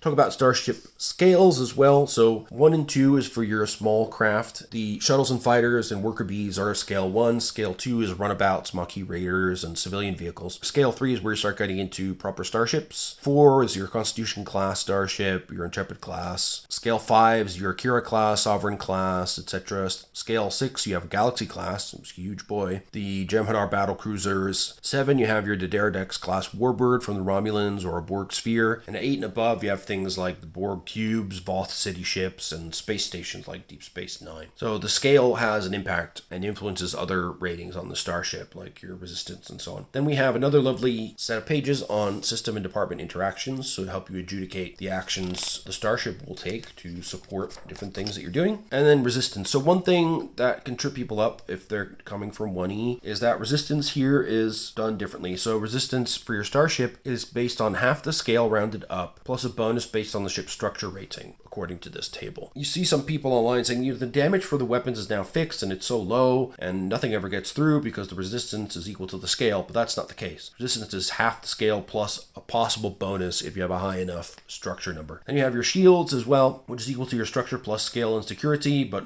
possibly modified by other factors. And shields are treated like an extended tax. So when you get down to half shields and then 1/4 shields, you have breakthrough moments that cause ship shaken effects. You've got reserve power as well. That can be redirected to different systems to do things like regenerate your shields, reroute power to another system to boost it, or to get yourself to warp. And if you don't have access to reserve power, that can stop you from warping away, for example. So it's a pretty big deal when you don't have that. Crew support is determining how many personnel you effectively have that can jump into the foreground to support characters. We saw that earlier. A single support character counts as 1 point of crew support, 2 points for a supervisory officer. And so the number for crew support on the ship will decrease as you create more supporting characters. Small craft readiness is how many craft can be supported at once in flight by the starship. And then talk about the general ship stations and facilities like the bridge, where you have your different stations like for command, comms, the helm, multi-role consoles for engineering, environment, and mission operations. You've got your ops console, science, tactical. And they talk about the cargo bay, the engineering decks, the holodeck, the science labs, the shuttle bay where you store your small craft or fighters potentially. Then we have sick bay, of course, where you have access to medical equipment, your transporter rooms, where you can do transporter pad to surface transports or to other ships, or site-to-site transports, or pad-to-pad transports. And they give some nice examples of what transporter can't do and what happens with transporter failures and accidents. But they urge you not to do that to characters unwillingly, which I would agree with because they tend to be really nasty. So don't just make somebody merge into someone else like Tuvix, episode of Voyager I have mixed feelings about. Then we get into starship creation. I won't go much into this, but it works similarly to Utopia Planitia, but we're now dealing with 2E stats and talents and so on for all this. So you pick your time frame, which determines what space frames are available. Then you pick your space frame, pick your mission profile that modifies the stats for your space frame. You choose a service record reflecting what the ship has done, which modifies your stats again. And then you determine how many refits you will have, which is 1 refit per 10 years of service since the launch date of that class of ship.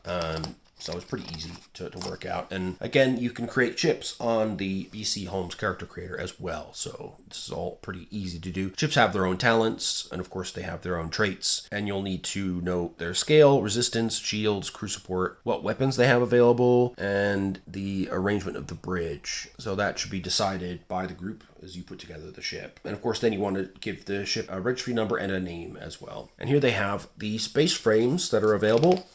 So we've got some special rules like abundant personnel, grappler cables for old school ships, polarized hull plating, saucer separation, and reconnect. A saucer separation, you can only reconnect the two halves of the ship in a space dock. If you have this talent, you can reconnect them without a space dock. So we've got the NX space frame, which is from the Enterprise era in terms of the TV show canon. The Constitution class, which is the original series and Strange New Worlds. We have Excelsior, which was the Enterprise B, which we saw very briefly in the films. And we have the Ambassador class, which was the Enterprise C, again, quite briefly and tragically. California class, the lovely Cerritos from Lower Decks is here. And you can see each of them is pretty simple. You've just got your scale, your traits, your system ratings, department ratings, your weapons, specific talents, and any special rules that apply in this, at least the special rules that are in this book. We have the gigantic Galaxy class with its huge bloated saucer section, which I love, and it has a saucer separation and reconnection talent, of course, so the saucer can reconnect in space. It was originally intended by the show's creators that it would saucer separate for every battle, but that just took up too much screen time and was too difficult to film the effects for every time, so they decided against it. Then we have the Intrepid class, which of course was the USS Voyager. It's got improved warp drive, movable nacelles, and it's got landing gear, so it can actually land on planet. We've got the Sovereign class, which was the Enterprise E. So when the Enterprise D was destroyed during one of the movies, which I won't specify, they were then redeployed to the next generation of the Enterprise E, which was a Sovereign class, which is this long saucer section. It has saucer separation, but not reconnection this time. It's got an emergency medical hologram and quantum torpedoes, which are very powerful. Then there's also the Constitution 3 class, which is a bit of an oddball in terms of its looks, but it's got extensive shuttle bays, improved impulse, and warp drives, which is pretty cool.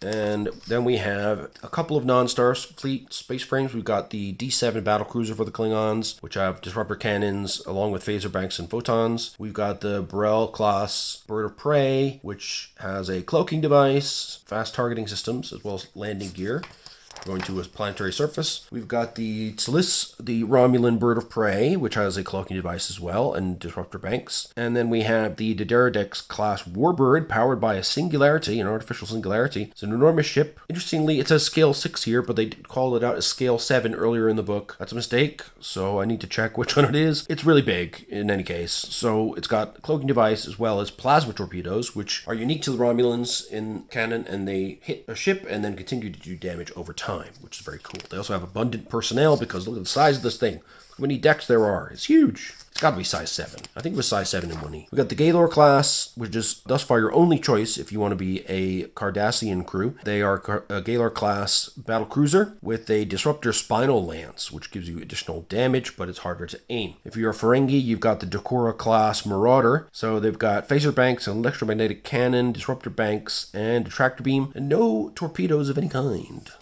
Similar to the Gaylor class. It's kind of interesting. Then we get on to the mission profiles. So you will choose them to differentiate your space frame from other ships of the same class. So this is where you choose what the mission of your craft is. Are you a battle cruiser? If you are, then you choose from the listed talents here, which relate to battle, and you will adjust your weapons up by 1, and you will get the listed department values. It could be crisis and emergency response, which gives you things like emergency medical holograms, espionage intelligence, gives you more sensors, electronic warfare, stuff like that. Flagship gives you command ship talents, diplomatic stuff, and comms increases.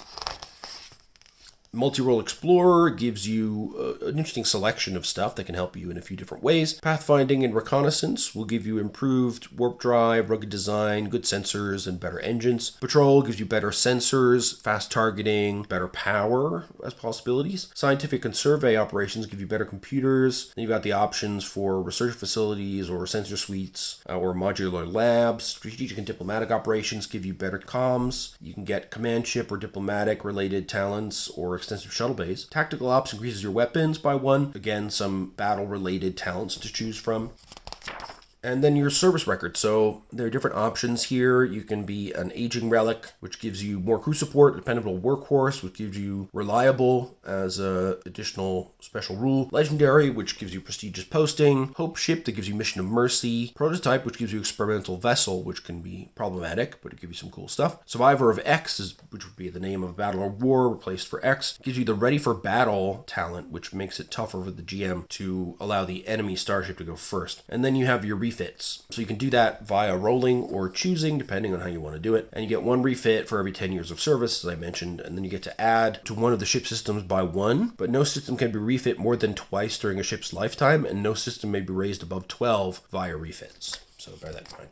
Then we got Starship talents. There are a bunch of cool ones in here, and some of these I note come from Utopia Planitia and have been updated here, which is nice. I do hope, however, that we do get an equivalent to Utopia Planitia at some stage. Again, I don't want to have to sit and convert all the ships from Utopia Planitia by myself. That would just be really lame. But we have stuff like adaptable energy weapons, advanced emergency crew holograms, stuff that we saw in Utopia Planitia as additional ship rules that were not in the core rules in 1E. So that's really nice to see. We've got EMHs, the emergency medical holograms, expanded munitions, which is very often used to get quantum torpedoes for the feds, which is often a good call. Improved probes, high-res sensors, improved warp drives, shields, point defenses, reduced sensor silhouettes, wormhole relay system. It's pretty cool. You must pay attention here to the way damage is done. So the damage inflicted when making an attack will be the weapon's damage rating plus a bonus according to your ship's weapons rating. So again, that's very important to remember to add your appropriate bonus to your weapon's damage and pre-calc that on your sheet so that you know exactly how much your fixed damage is as a starting point. And then you have your attack qualities as well. Things like area or spread attacks, persistent damage, intensity. These allow you to modify your attacks in different ways. So when you have that base damage already figured out and then you modify it through spending momentum, through intensity, or you have persistent damage or whatever, you're working with the right damage value from the start. So make sure to do that. And then we have all the energy weapon types and delivery systems that we saw in both the Core Rulebook and Utopia Planitia, and the same with torpedoes as well. We have all the types now, not just the basics that we had in 1E. So that's a nice thing. Quantum torpedoes, tetraionic, transphasic, tricobalt. I'm not convinced that the tricobalt and transphasic are quite devastating enough. They're pretty devastating. I mean, it does say devastating right there. Good damage, but it should be even more. Then they talk about tractor beams. So basically, when you want to trap a target, you have to roll difficulty 2 control plus security, assisted by the ship's structure plus security. And if you succeed, the ship can't break free unless they try to escape using one of these different methods with the difficulty equal to the tractor beam strength. Typically, it can be 3 or 4, so it's not necessarily easy.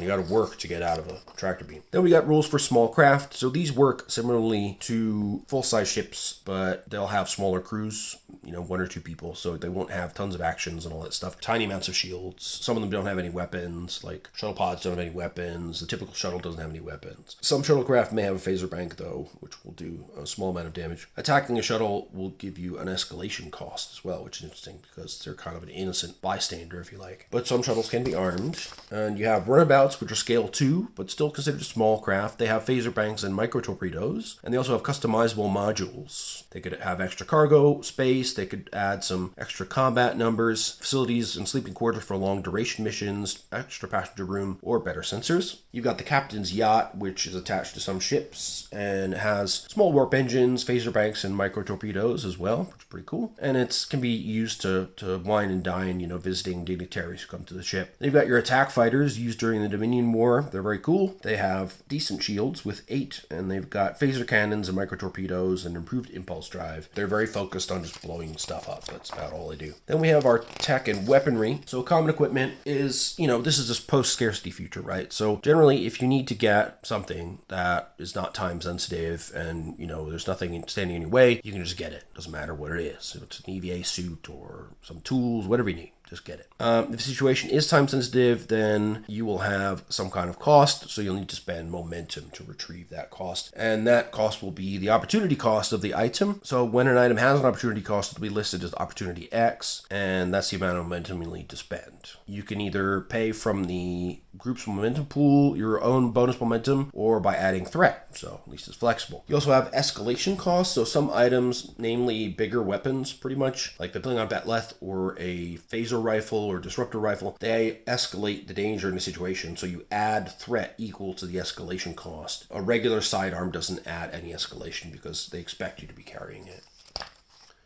Then we got some details about carrying capacity, which is not really something to worry about. Basically, you're either overburdened or you're not. So it's pretty easy to figure out. Personnel support, like a science team or medical team with an opportunity cost. A security team, which will be armed and ready to help you, would give an escalation cost of 1. And these are distinct from supporting characters. This team advantage is representing a group of assistants, not a single individuated character. Then we got details about weapons. So weapons will have a type, either melee or range. They have the type of injury they inflict. They have a severity of the injury. They have a size, one-handed or two-handed. And they have qualities. And the qualities are similar to what you saw with Starship weapons with some differences. So accurate weapons, if you take the aim minor action, you can reroll up to 2 d20s in your dice pool rather than 1, for example. You can have area effects, which are similar to how it works with Starships. Charge quality, you can use the prepare minor action to add area, intense, or piercing to your weapon attack. Cumbersome, you need to use prepare to use it. All this kind of stuff. And you got your list of weapons here, which includes melee weapons from unarmed strikes to get daggers, heavy blades, bludgeoning weapons, different phasers up to phaser rifles, pulse grenades, plasma rifles, phase rifles, particle rifles, disruptor pistols and rifles, and Jem'Hadar plasma pistols and rifles as well. And there's also rules for improvised attacks, which are really easy to adjudicate.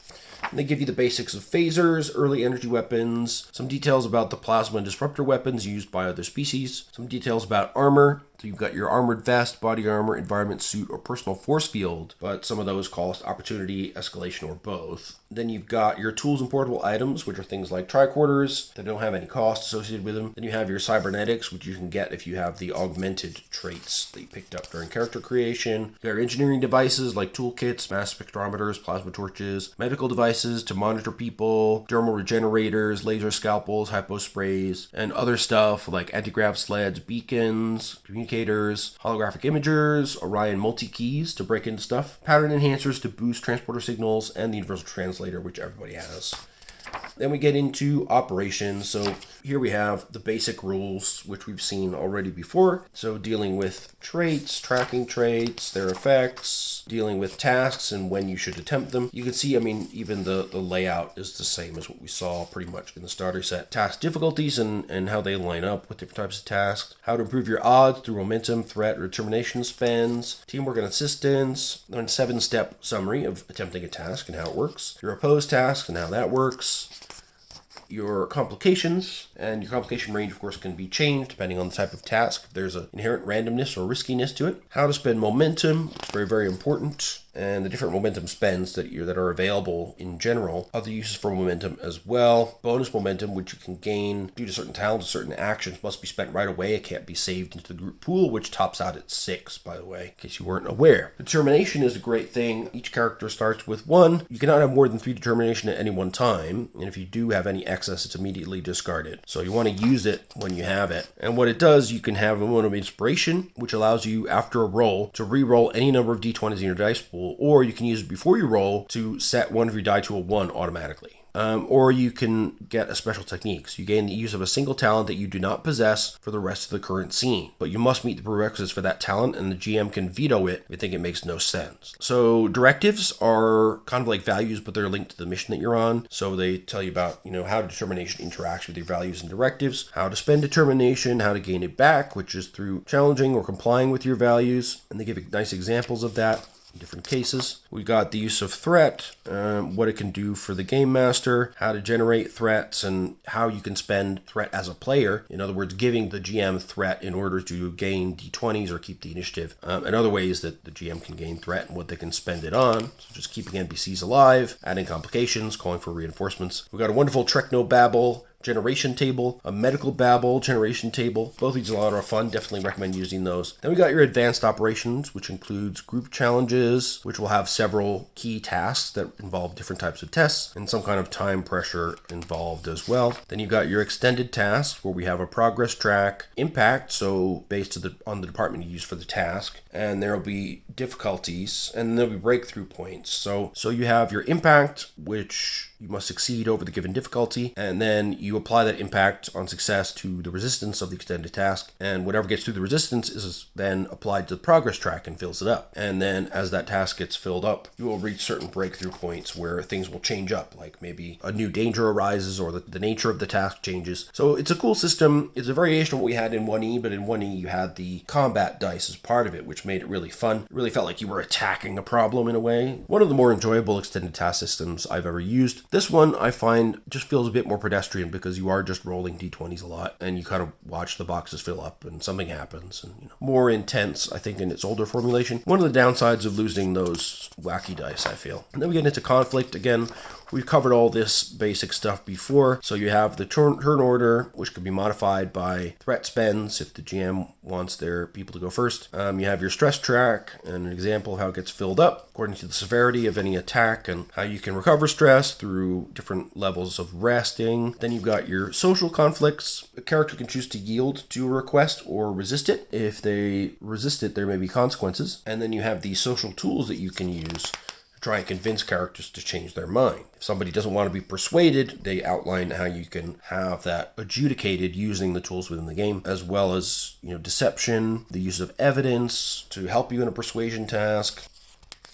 You can also use intimidation or negotiation to help you in persuasion as well. So essentially you have a social combat system of a sort. This is another new addition that we didn't have in the starter set. I think it's up to the table whether you find social combat particularly useful or not. Not every table will do. I think it's quite personal to the table. I think it's good to have. I feel it's always better to have a system and not use it than to want it and not have it. Then they get into personal conflict, which we know all about from the previous rules. It's a range band based system. You have terrain within zones. Different zones can do different things to you. Minor actions and major actions. You can spend momentum to add up to maximum one major action or several minor actions in your turn. And they give you the nice breakdown of how to attempt an attack and what happens if you get a counterattack, or if you need to avoid injury, what to do with assistants in combat, NPCs and how they deal with injuries, which is not the same as for players. Complications that can result from injuries, recovery and healing, momentum spends in combat for things like disarming, buying d20s, getting info from the GM, altering traits, extra actions, etc., or adding severity to your attacks. Starship conflict is similar in a lot of ways. We have, again, distances, which are like range bands. And again, we have zones, which could have different terrain effects, but they'll be Starship type terrains, like planetary gravity wells, dust clouds, and these will cost momentum to get through, like obstacles do when you're on foot. To make things easier for the GM, they recommend that your NPC ships just use a basic crew quality that applies to every member of the bridge crew. So when you're doing actions for the NPC ships, you don't have to keep looking at some reference sheet of the crew. I think that's pretty good advice, but if there's a fight against like a big Romulan warbird, you want to make sure that that ship succeeds enough to make it feel like a challenge. So, there's a little bit of balancing to be done, and you have to feel it out a little bit as you go, whether you want to have a fully fleshed out crew for a particularly nasty piece of work that you've been chasing for multiple episodes. They talk about how to battle in starships, and as a GM, whether you should take all your NPC turns or not, which is a personal judgment depending on how much pressure you want to put them under. Then you've got your different crew positions and their starship combat actions they can take, and these are detailed nicely in these tables. And as we saw, these are all referenced on the pre-gen characters and reference sheets in the starter set. So another nice reason to pick up that set. They're also in the Game Toolkit, which you notice they've not called the GM Toolkit because they want players to buy it too. It's pretty sneaky business, but we'll get to that. So we got our sensor ops, tactical ops, all that kind of stuff. And again, we have a lovely summary of Starship attack with the additional step here of working out which system was hit on a successful attack. And we have as well our Starship momentum spends that can be done,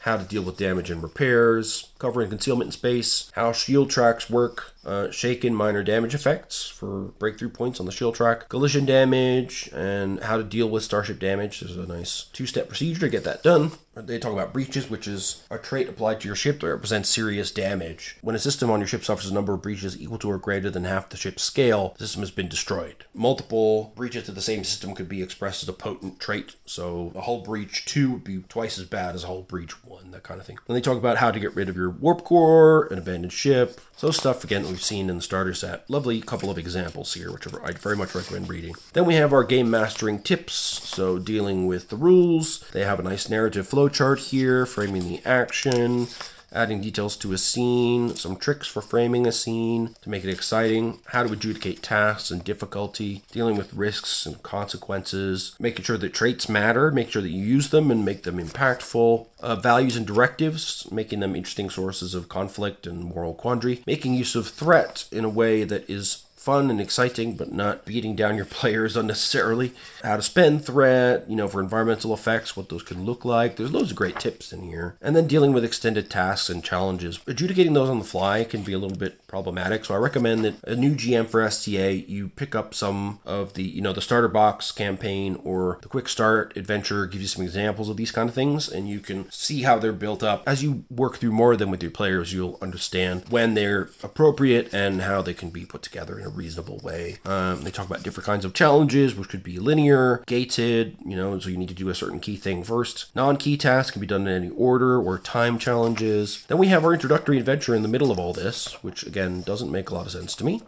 I'm going to skip it in case you want to play it. Then we have our allies and adversaries. So we've got NPCs in different categories, which can be minor, notable, or major, and that accords with their ability to survive, essentially. Minor NPCs are like mooks that instantly die. Notable and major NPCs can stick around and do much more in the scene. And then we have creating NPCs, including major ones, particular special rules that can apply to NPCs, and that continues here, including things like extraordinary attributes being energy-based, fast recovery, immunity to things, initiative bonuses, invulnerabilities, all kinds of cool stuff to challenge your players. Multi-dimensional, that's a fun one. And then we get some actual characters. So we've got generic Starfleet minor officers, Section 31 officers, captain, rear admiral, got a Klingon warrior and a Klingon veteran. Mokvar, son of Koloth, a major Klingon NPC. A Romulan Ulan, which is kind of a Romulan low-level officer. A Romulan Centurion, who's notable. And Major Varrock, a Tal Shiar agent, a major Romulan NPC. Cardassian Soldier, a Cardassian Glynn, and a Cardassian Gull. Of course, the Gulls are major NPCs. They're high-ranking, like Gul Dukat in Deep Space Nine. We've got a Ferengi Menial. They are young representatives, like cadets in Starfleet. A Ferengi Salesman, who are notable, and Daimon, who are major NPCs. Then we got Jem'Hadar Warriors, the Jem'Hadar First, so they're battle-tested warriors of the Jem'Hadar. We've got the Vorta Overseers, who are major NPCs. Then we get some starships, Constitution class, Galaxy class, fleshed out with damage numbers and shields and stuff. D7 battle cruisers, Brawl class birds of prey, and Romulan bird of prey, Romulan warbird. We've got Gaylor class, Decor class, Marauder from the Ferengi, 2 Jem'Hadar ships, the attack ship and the battle cruiser. And then we got a few creatures, including Moopsie from Lower Decks, which is great. The Berengarian Dragon, Mugato, Neural Parasites, Salats from Vulcan, Talarian Hook Spiders, which are always gross, Targs, which are weird, angry pets that Klingons have, and of course, the lovely Tribbles. And then we have our Star Trek Adventures personnel file, which again, a little bit too generic for my taste, but it is what it is. The other side here, we have our Starship registry sheet with systems and departments, plus attack, special rules, and talents. And you've got your personal log, which you should use to make sure you gain the year-perfect experience. And then we're at the end. That's all she wrote, but here's the interesting thing, folks. So what they've done here, which I have to call out Modiphius on this, because they've done this now a few times, and it does annoy me. They've taken some stuff out of that core rulebook. Remember, the 4E core rulebook was 400 pages, as was the Klingon core rulebook. This one is 375, according to the index there, roughly. So they don't give us a lot of space frames, which is kind of noticeable. There's only a couple that are non-Federation, and even those are pretty thin on the ground. What they did was they broke those out into the Game Toolkit, and they've not called it the GM Toolkit, and they specifically say on the back, the sales sheet here, a wealth of materials to expand your game beyond the core rulebook. It provides players and game masters with additional options and rules. So they want everybody to buy this, but it has a GM screen in it. That massively jacks up the price. So they want you to buy, as a player, a GM screen that you're never going to use so that you can get these reference cards and these additional space frames, which I think is, frankly, pretty nuts. Ask your GM to buy it and then just look over their shoulder or look at this PDF on the screen. Do not buy this as a player because that just only encourages this kind of thing. So it comes with a 40-page booklet, which has mainly additional Starship rules. So we've got foreign cell stability talent, mission pods, both of which were in Utopia Planitia. Then we've got Freedom class ships. We've got the Walker class. We've got the Pioneer class. So these are in TOS era. The Crossfield, which is the Discovery. I mean, these are Starship classes that people like, that they would want to have in the core rulebook. The Discovery's Crossfield class, the Miranda class, which is really well known. The Oberth, which is the kind of archetypal science vessel. The Columbia class, a bit less popular, but still interesting. Pages. Constellation class, I mean, that's the Stargazer. That's Picard's old ship. You know, why would they not give you this? Nebula class, which is fantastic, has the special pod rules. It just feels awfully cynical to me. And then we have the rules for mission pods included. So if you want to have a ship with that flexibility, you need to buy the Game Toolkit to get access to those rules. And we have other fan favorites here. We have the Akira class, a big fan favorite, and very good in combat as well. We've got the Nova class, another fan favorite. The Defiant, everybody's fan favorite from Deep Space Nine. We've got the Luna class, that's Riker ship, the Titan. The Sagan class from Star Trek Online. The Odyssey class, which is the Enterprise F from Star Trek Online, with its Aquarius class escort that gloms onto the bottom of it. And then we've got another Klingon vessel, the Vorcha at scale 5, and the Mogai ship for the Romulans at scale 5. So again, vastly more stuff for the Feds than anybody else. And we've got new mission profiles as well. Civilian Merchant Marine, Colony Support, Logistical and Quartermaster roles, Reserve Fleet, Tactical Test Bed. Then we got new talents. Ablative Armor Generator, Ablative Field Projector, Regenerative Hull, Tachyon Detection Field, Versatile Tractor Beam. And then you've got some GM resources here. Basically some more tips on GMing, other ways to use extended tasks, and setting opposition, more uses for threat. Threat is a status gauge, more environmental hazards, using impossible battles, and then that's it. And then you've got your reference cards, which are pretty much the same as what we had in the starter set. They're all two-sided, so everything you need is all here, which is nice. You know, all your different sections of the ship, all the different actions you can take, all that good stuff is all referenced here for you. So that is handy. And we have as well a map of the alpha and beta quadrants, which is nice to have in larger format than in the book. You can really get into the detail here and see what type of star systems they are and everything. But the paper quality is a little bit not as good as it could be. You can see it's already kind of getting a bit squishy there in the middle. Should be, I'd like to see nicer paper quality like you get with Free League. We do have, however, a lovely extended bit of the Core Rulebook's artwork, which is handy for me because I bought the Deluxe Edition, which doesn't have this artwork on it, so it's nice to have that in large format. And then we have our GM screen, which again, they want the players to buy. Don't get it. I really do not get it.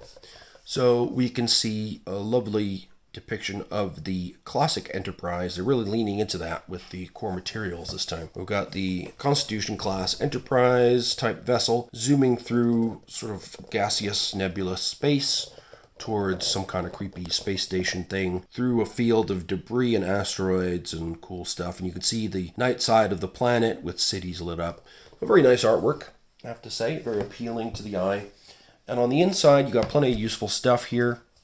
For the GM, you've got your narrative flowchart, how to work through a scene, common NPC qualities, personal weapon qualities, example difficulties to help you adjudicate on the fly, sample threat spends, how you get threat using injury with your NPCs, complication range table, your attack resolution table, your Starship attack resolution table, NPC vessel crew quality table, Starship terrain, your Starship hit location table, momentum spends for Starship combat, personal conflict momentum spends.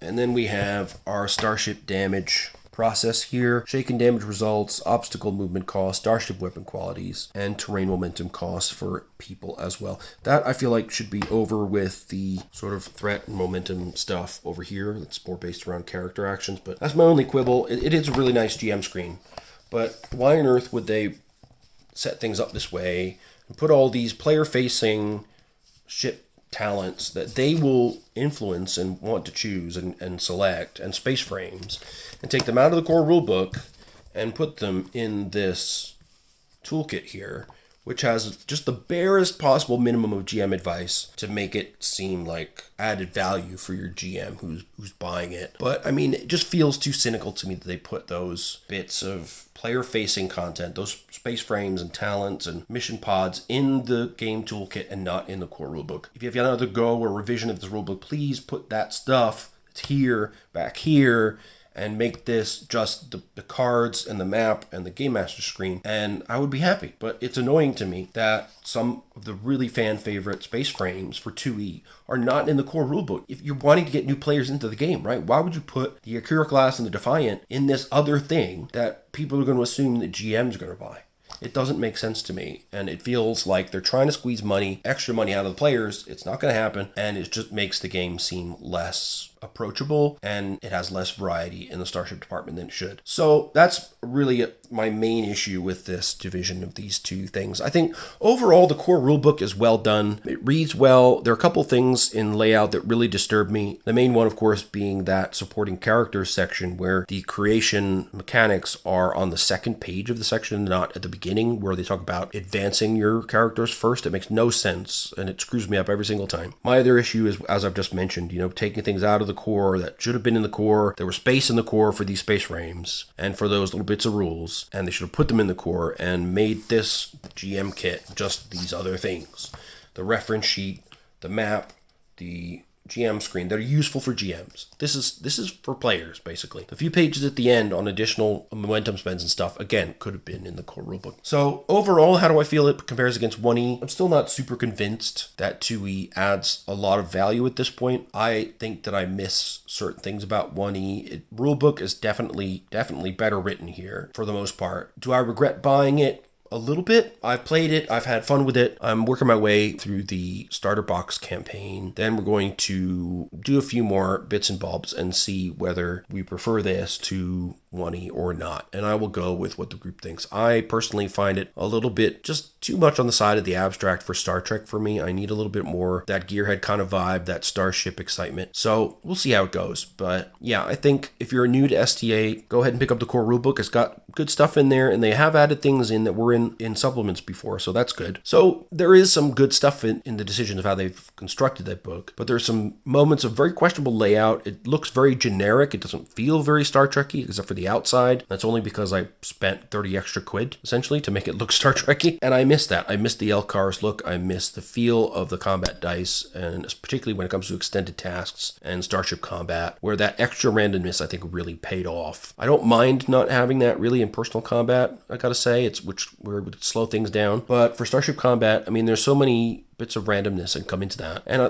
liked having that aspect, and the talents related to it, getting re-rolls and rolling a big pool of D6s is just fun. I don't mind, you know? So yeah, mixed feelings about this, I have to say. STA 2E, I feel like it didn't really have to be done. They could have just kept 1E essentially as is, combined the rules from Utopia Planitia and key supplements into the core rulebook, reformatted things so that they read properly as they do here, but not taken stuff out of the game and changed loads of stuff. I felt like that was just done almost for the sake of it, or to make the game more like Dune, which is a really nice and clean design, I will say that. But Star Trek, to me, needs more granularity, and I feel like what little granularity we had in 1E is gone away in this edition, and that makes me a little bit perturbed. I'm not saying it's bad by any stretch. This is a very good Star Trek game. They are releasing supplements much more slowly this time than with 1E, so I hope that improves. It's a good game. Don't get me wrong. You will have a good time, unless you're really not into narrative games or you're really not into 2D20, then stay far, far away from it. But if you are like me and you're pretty flexible in your preferences, you can have a great Star Trek experience with this. But I do feel that 1E offered a little bit more granularity, just a touch more, that made me feel like I was getting in there with more dice rolls. I was having more fun throwing stuff on the table and throwing things at my players and spending those threat tokens. And that little bit of extra crunch, I felt, went a long way, and now we don't have it. I'd kind of like to see it come back. I'd like there to be an advanced rule book, like I said, with more detailed starships in it, you know, better combat options, more detailed combat options. I hope that'll come to play someday, but probably not. I might be the only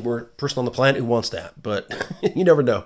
Anyway, those are my feelings. I think it's worth picking up if you are new to STA. If you're not, then I hope this review helps you decide whether to upgrade or not. I see the value in it, but there are also things that I think could have been improved or left alone in some cases. So, you know, it's not 100% positive, but I do think that they have made the rulebook much more readable and approachable. I just wish it looked more Star Trek-y, and I wish that we had some of that granularity still. Other than that, and this sort of weird cash grab thing with the space frames in here, I think they did a pretty good job. It's just not really what I was looking for in the second edition, to be honest. So there is that personal aspect to it. Please do let me know in the comments what you think of 2E, if you have any other questions about it, with my experience with it so far, and I'd love to talk to you out there to hear more about what you think. In the meantime, please do click like on the video and click subscribe on my channel. If you want to get behind me and support me in a more direct way, please click the Ko-fi link down below to buy me a coffee. That'd be great. If not, please just spread the word about the channel, hang out in the comments, chat to me about games. I just like connecting with you people out there, so please do get in touch, and yeah, let me know what you think of the video, and I hope you're all keeping well, and I look forward to seeing you in the comments below and in the next video as well. So take care, and bye-bye.